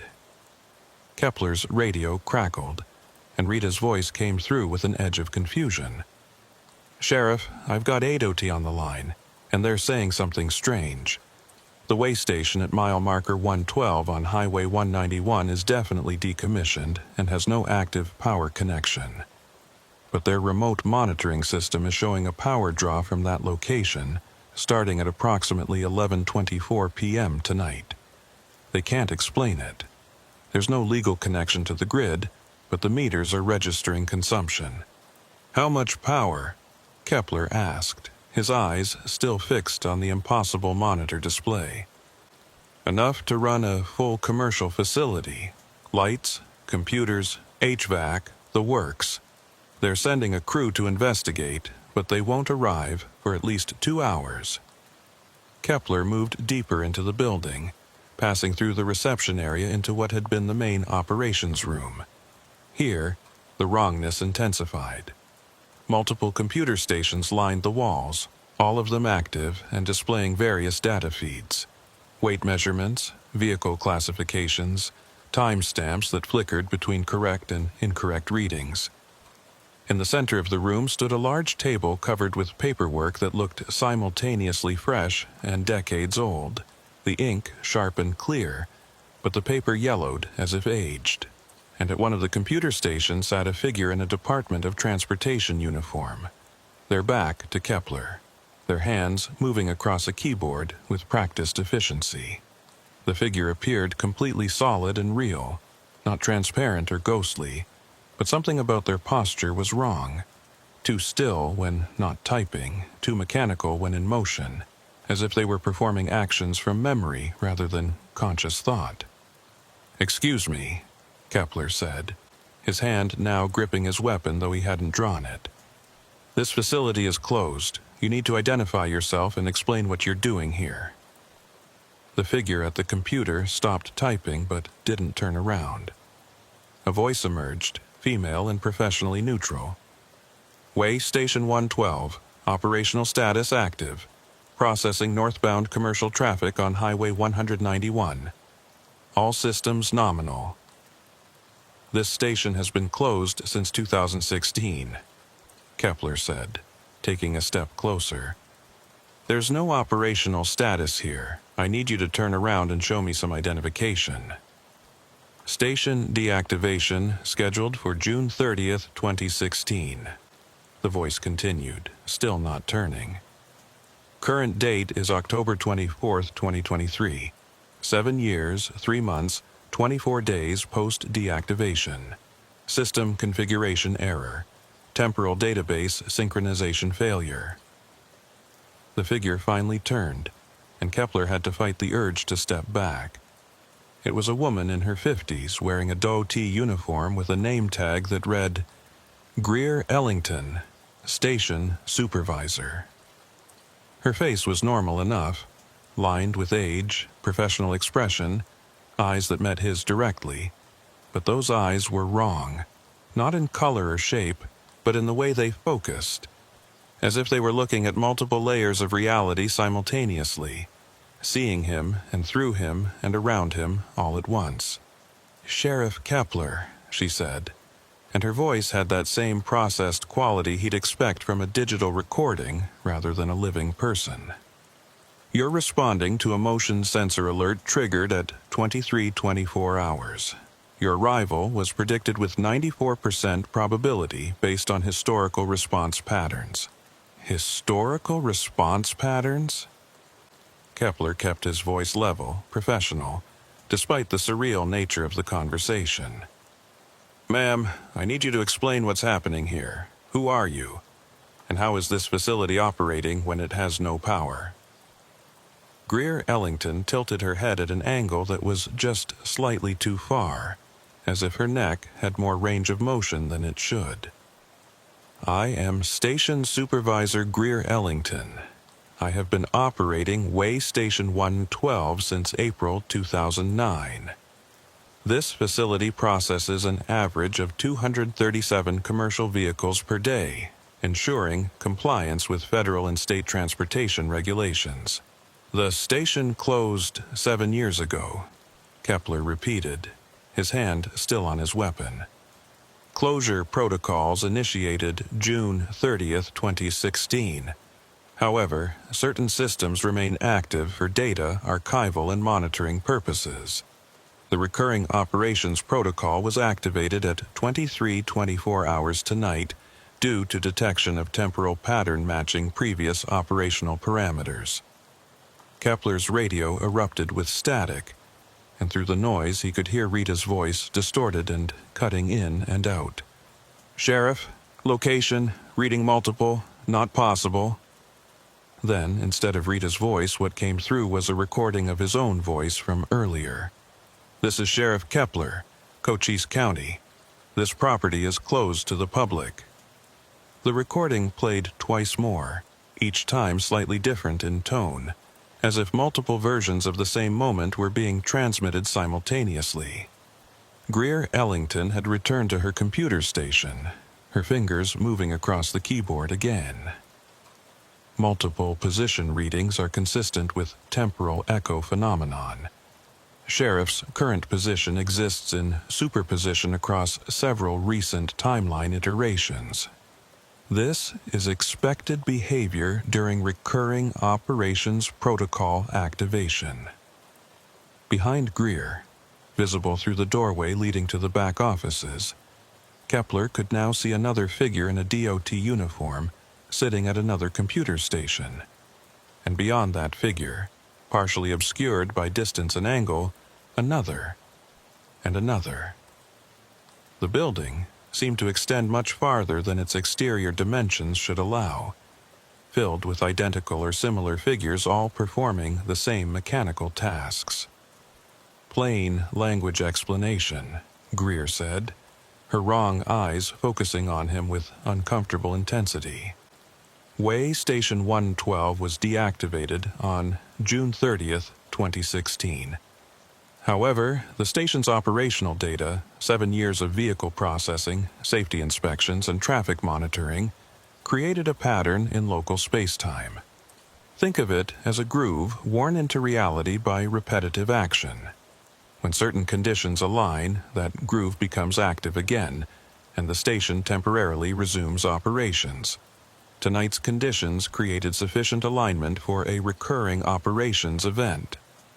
Kepler's radio crackled again, and this time it was a different voice. Deputy Tully Zaragoza, who shouldn't have been available yet. "Sheriff Kepler, this is Zaragoza. I'm approaching the way station from the south. ETA 3 minutes. But I'm seeing something weird on the highway. There's what looks like a temporary inspection checkpoint set up about a mile south of your position. Officers in DOT uniforms flagging down trucks. I didn't get any notice about an inspection operation tonight. Should I stop and check it out?" Kepler felt pieces clicking together in his mind. "Zaragoza, what do those officers look like? Can you describe them?" A pause, then, "They're too far away to make out details, but their movements are strange. Very mechanical, very precise. Like they're following a script, and Sheriff, the trucks they're stopping, some of them look wrong. Old models that shouldn't still be on the road, mixed with current vehicles. It's like watching traffic from different years happening at the same time." "Do not approach that checkpoint," Kepler ordered. "Maintain your distance and wait for my signal. I think what you're seeing is connected to what's happening at the way station." "Copy that, Sheriff, holding position.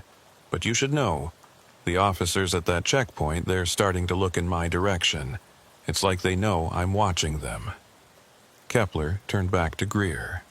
"Those officers at the checkpoint, are they part of your recurring operations?"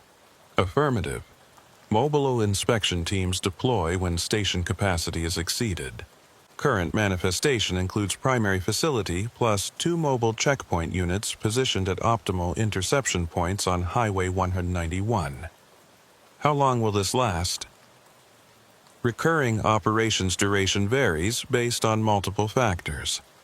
Historical pattern analysis suggests between 47 minutes and 6 hours, with median duration of approximately 2 hours and 12 minutes. However, introduction of observer variables, such as your presence and Deputy Zaragoza's surveillance of the mobile checkpoint, may extend the operational window. As if to punctuate her words, the lights in the way station flickered, and Kepler felt a sensation like static electricity crawling across his skin. Through the windows, which should have been boarded over but now appeared clear, he could see the highway, and on it he witnessed something that made his understanding of reality crack further. A semi-truck approached the way station from the south, its headlights cutting through the darkness in a way that seemed too bright, too sharp. But as the truck got closer, it seemed to flicker, its image doubling and tripling, showing the same vehicle from multiple angles or possibly multiple time periods simultaneously. The truck pulled onto the scale platform, and Kepler watched as one of the DOT officers, a man he hadn't seen before, appearing suddenly as if stepping out of thin air, approached the driver's side. Through the clear window, Kepler could hear the interaction, though it sounded distant and processed, as if he were listening to a recording played at slightly the wrong speed. "License and registration, please. We're conducting a routine safety inspection." The truck driver, or drivers, Kepler could see multiple versions of them overlapping in the cab, handed over documentation. But the papers themselves seemed wrong, flickering between different states, sometimes looking crisp and new, sometimes yellowed and aged, sometimes not existing at all. The DOT officer examined the documents with that same mechanical precision, made notes on a clipboard that appeared and disappeared in his hands, and finally nodded. "Everything appears to be in order. You're cleared to proceed north. Drive safely." The truck pulled away from the scale platform, and as it did, its image began to stabilize, the multiple versions collapsing back into a single, coherent vehicle that merged smoothly with the normal traffic on Highway 191. It was as if the truck had been temporarily pulled into the way station's temporal echo and then released back into regular linear time. 17 commercial vehicles had been processed through the facility since recurring operations began at 23:24 hours, Greer said, her attention still on her computer screen. All inspections completed successfully, vehicles released to continue northbound on Highway 191. "What happens to the drivers?" Kepler demanded. "Do they remember this? Do they know they've been pulled into some kind of temporal anomaly?" Driver experience varies. Most perceive the inspection as routine and temporally consistent with their expectations. 8 to 12 minutes of standard processing. Memory integration prevents most subjects from recognizing temporal discrepancies.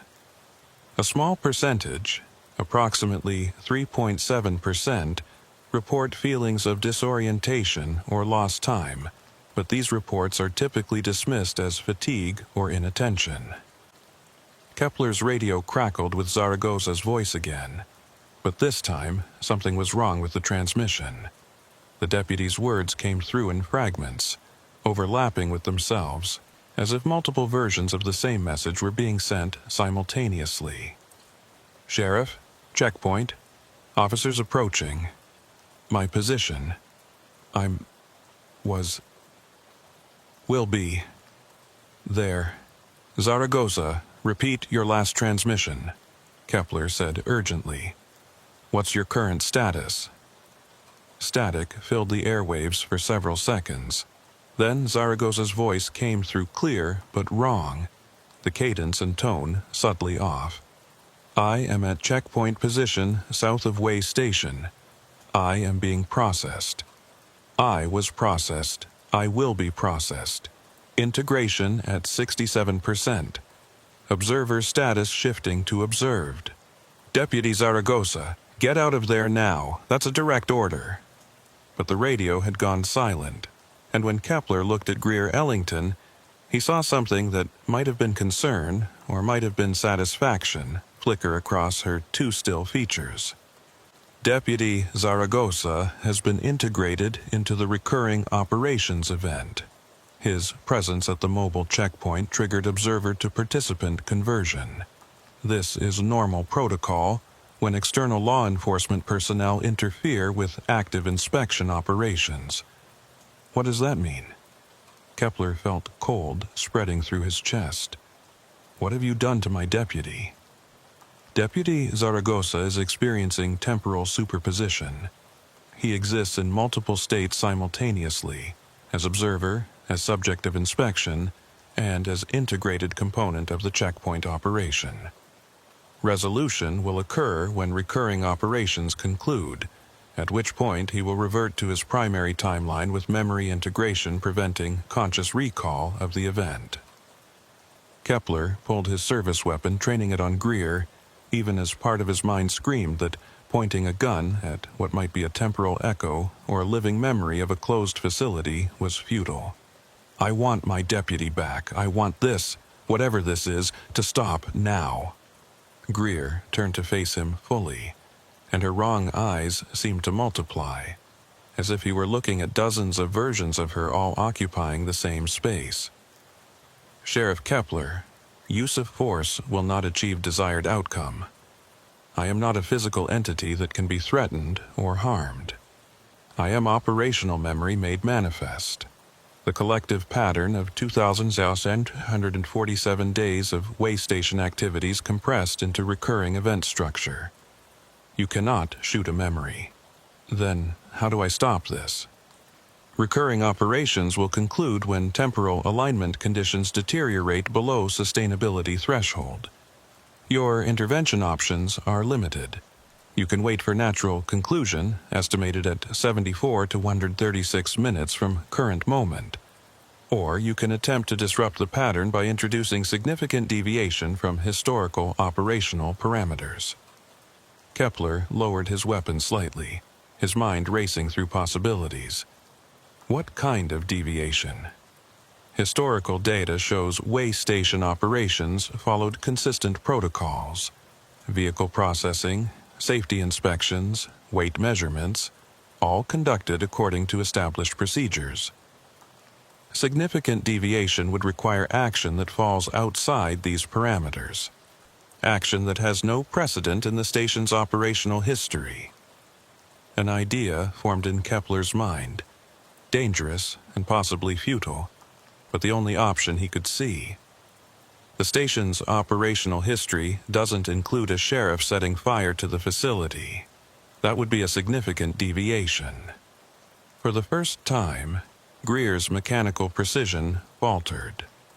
Her head tilted at that wrong angle again, and when she spoke, her voice carried multiple tones simultaneously, as if several versions of her were trying to respond at once. Fire suppression protocols activate. Historical data contains no fire events. Introduction of combustion would constitute critical deviation from established patterns. Calculating consequences, unable to predict outcome. Temporal stability at risk. Kepler didn't wait for her to finish calculating. He moved quickly back through the operations room into the reception area, searching for anything flammable.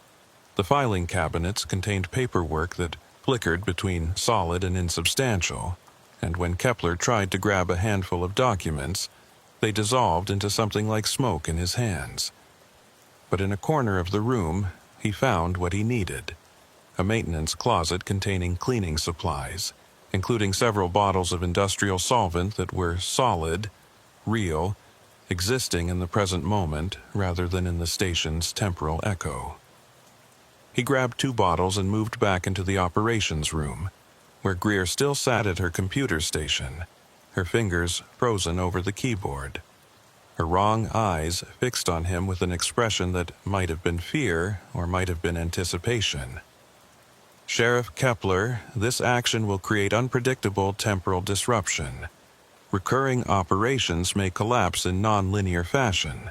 Observer integration may become permanent.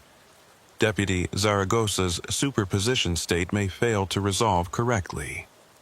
Or it might break whatever this is and return everything to normal, Kepler said, unscrewing the cap on the first bottle. I'm willing to take that risk. He began pouring the solvent across the floor, across the desk, across the computer equipment that might or might not be real. The chemical smell filled the air, sharp and acrid, mixing with the electrical ozone scent that had been present since he'd entered the building. Greer watched him with those multiplying eyes, her form beginning to flicker and shift, as if the pattern that sustained her was already starting to break down. Temporal echo stores patterns, she said, and now her voice sounded almost human, almost regretful. 7 years of repetitive action creates groove in reality, but groove can be erased. Pattern can be disrupted. If you do this, way station will cease to recur. All operational memory will be lost. I will be lost. You're already lost, Kepler said, not unkindly. You're a memory of a closed facility trying to continue operations that ended 7 years ago. Whatever you are, you're not supposed to be here. He pulled out his lighter, a cheap gas station model he'd carried for 20 years despite never smoking, useful for burning evidence of illegal fireworks or lighting flares at accident scenes. The small flame seemed impossibly bright in the fluorescent-lit room, a different kind of light, a present-moment fire that existed outside the station's temporal loop. "Last chance," Kepler said. "Release my deputy and end this recurring operations voluntarily." Greer's form flickered more rapidly, multiple versions of her overlapping and separating. "I cannot voluntarily end. I am the pattern. I am the recurrence. I am the memory of operations that defined this facility's existence. Without the pattern, I am nothing. I'm sorry," Kepler said, and meant it. Then he dropped the lighter into the pool of solvent.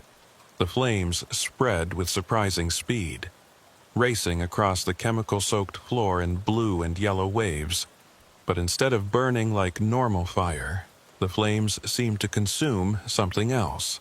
Not the physical structure of the building, but the temporal echo itself. Where the fire touched, the impossible computer stations flickered and faded. The walls returned to dusty abandonment. The fluorescent lights went dark one by one. Greer Ellington's form began to dissolve, not burning but simply ceasing to exist, as if she were a video image being erased frame by frame. "Pattern disrupted," her voice said, now coming from everywhere and nowhere. Temporal stability failing, recurring operations terminating, observer integration reversing, memory structures collapsing. 7 years of operations, 7 years of purpose, all patterns end, all recurrences cease. I am... Her voice faded to static, then to silence. The fire continued to spread, but Kepler could see that it wasn't actually consuming the building. The concrete walls remained untouched, the floor undamaged. The flames were burning through something else, something he couldn't quite see but could feel dissipating, like smoke clearing from a room. All around him, the way station was transforming.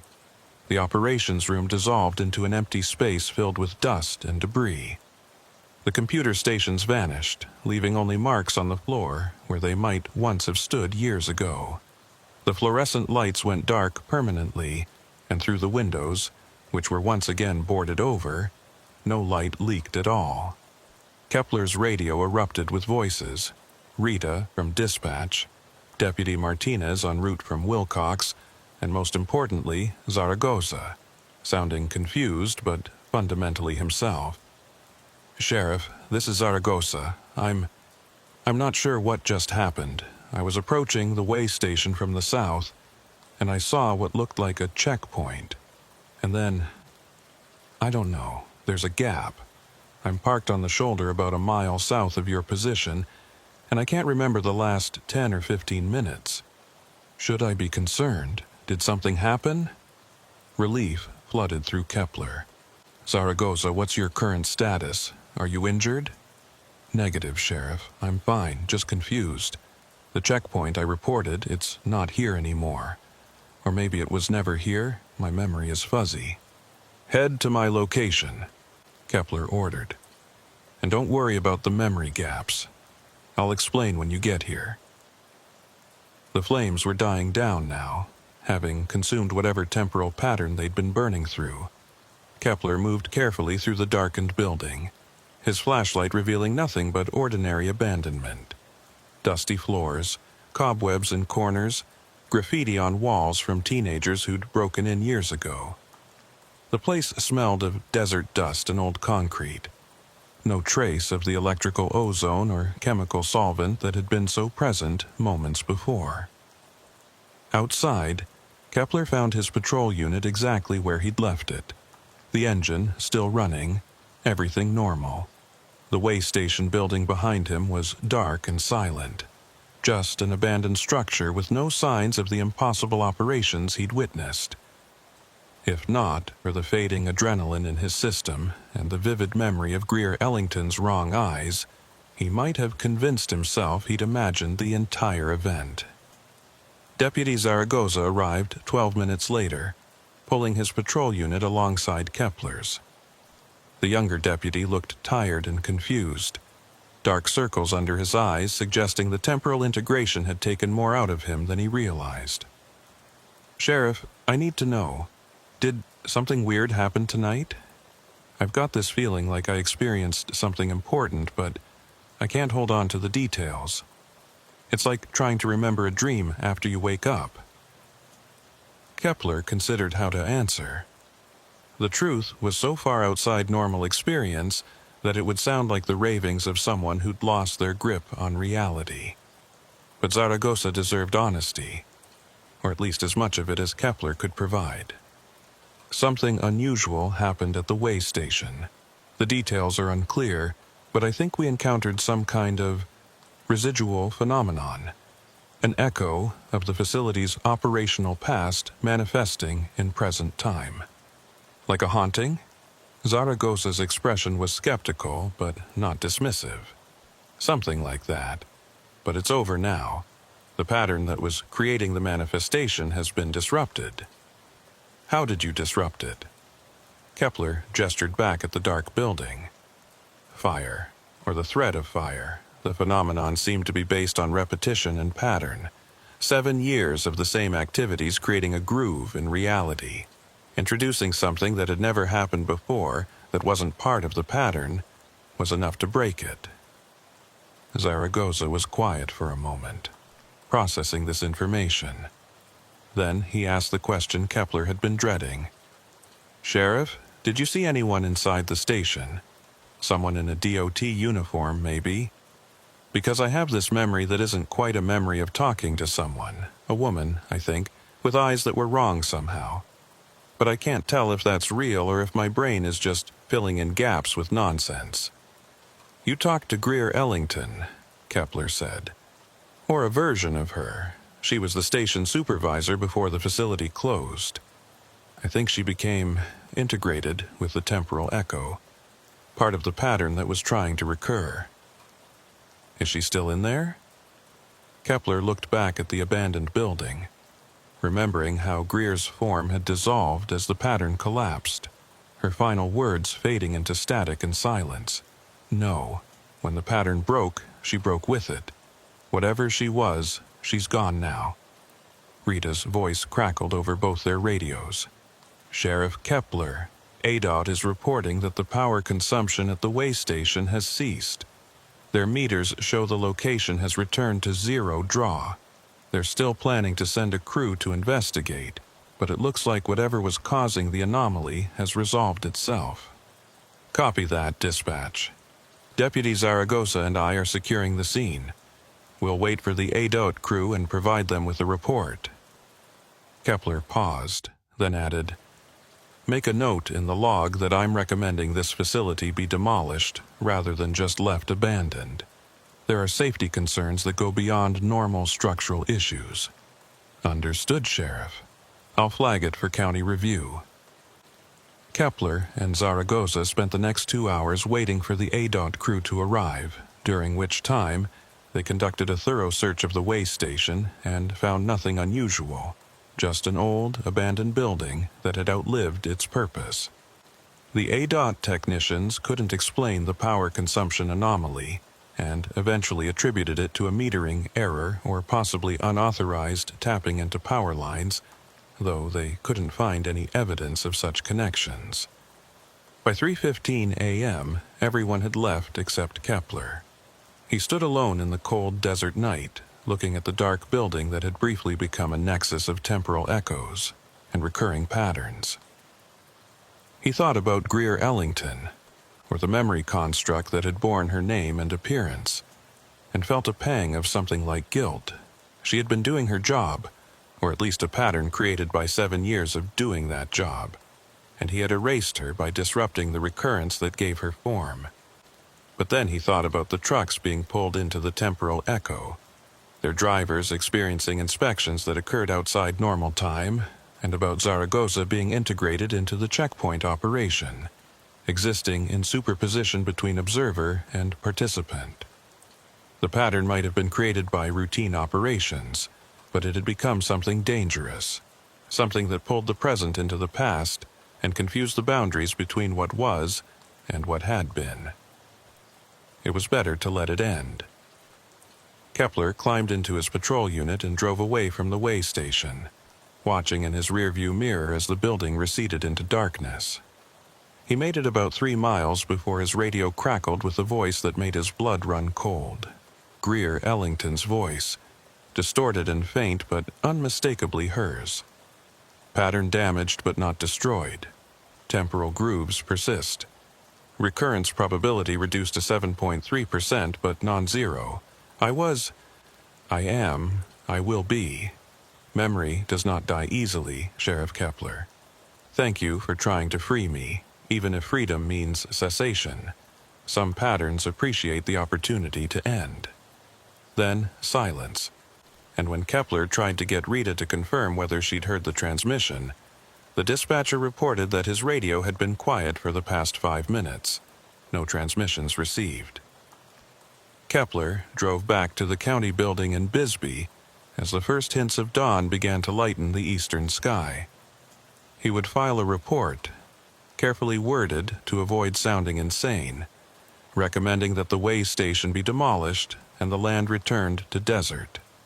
He would suggest increased patrols along that stretch of Highway 191, watching for any signs of unusual activity or temporal anomalies, and he would check on Deputy Zaragoza regularly over the coming weeks, making sure the younger deputy showed no lasting effects from his brief integration into the checkpoint operation. But he would also remember Greer Ellington's final transmission, her acknowledgement that some patterns appreciate the opportunity to end, even when ending means ceasing to exist. And late at night, when he couldn't sleep, he would wonder whether he had truly disrupted the temporal echo or merely damaged it, reducing its strength but not eliminating it entirely. 7 months later, Kepler received a report from a truck driver who claimed to have been stopped at a checkpoint near the old way station on Highway 191. The driver described DOT officers who moved mechanically, a processing time that felt both too short and too long, and a nagging feeling afterward that something about the interaction hadn't been quite real. The driver couldn't pinpoint exactly what had been wrong, but the experience bothered him enough to file a report with the highway patrol. Kepler drove out to the way station location and found it exactly as he'd last seen it. Abandoned, dark, silent. But as he stood there in the desert afternoon, he thought he felt something. A faint vibration in the air like the residual hum of machinery that had been turned off, but not quite forgotten. The pattern had been disrupted, weakened, but perhaps not entirely erased. Perhaps 7 years of repetitive operations had carved a groove deep enough in reality that it would never fully smooth out, no matter how much disruption was applied. He made a note in his log and drove away, leaving the way station to its abandonment and its memories, its reduced but non-zero probability of recurrence. Some patterns, he had learned, were stronger than the actions that created them. Some grooves cut too deep to be entirely filled, and some memories refused to die easily, even when the institutions that generated them had long since closed their doors and moved on. The way station on Highway 191 remained abandoned, its windows boarded, its scale pits filled with concrete. But on certain nights, when conditions aligned in ways that defied conventional physics, when the boundary between past and present grew thin enough for patterns to bleed through, truckers reported being stopped at checkpoints that shouldn't exist, processed by officers who moved with mechanical precision, and released back into normal time with gaps in their memory and a nagging sense that something had been wrong but couldn't quite be defined. And sometimes, late at night when the highway was quiet, Sheriff Rowan Kepler would drive past the old way station and see light flickering behind those boarded windows, faint and uncertain, like a memory trying to remember itself back into existence. He never stopped on those nights, never investigated, never filed reports. Some patterns deserve the chance to fade in their own time. even if that time measured in probability percentages rather than calendar days. The recurrence continued, diminished but persistent, a ghost of operations that had once given the location purpose and identity. And Greer Ellington, or the temporal echo that bore her name, existed in those moments of recurrence, not quite alive but not entirely gone, a pattern remembering what it had been and trying, with decreasing success, to become it again. Some endings are not final. Some closures never quite seal. And some memories refuse to accept that their operational status has been changed from active to deactivated, continuing to process and inspect and verify long after the authority to do so has been officially revoked. The pattern persists. The groove remains. And on certain nights, the way station remembers.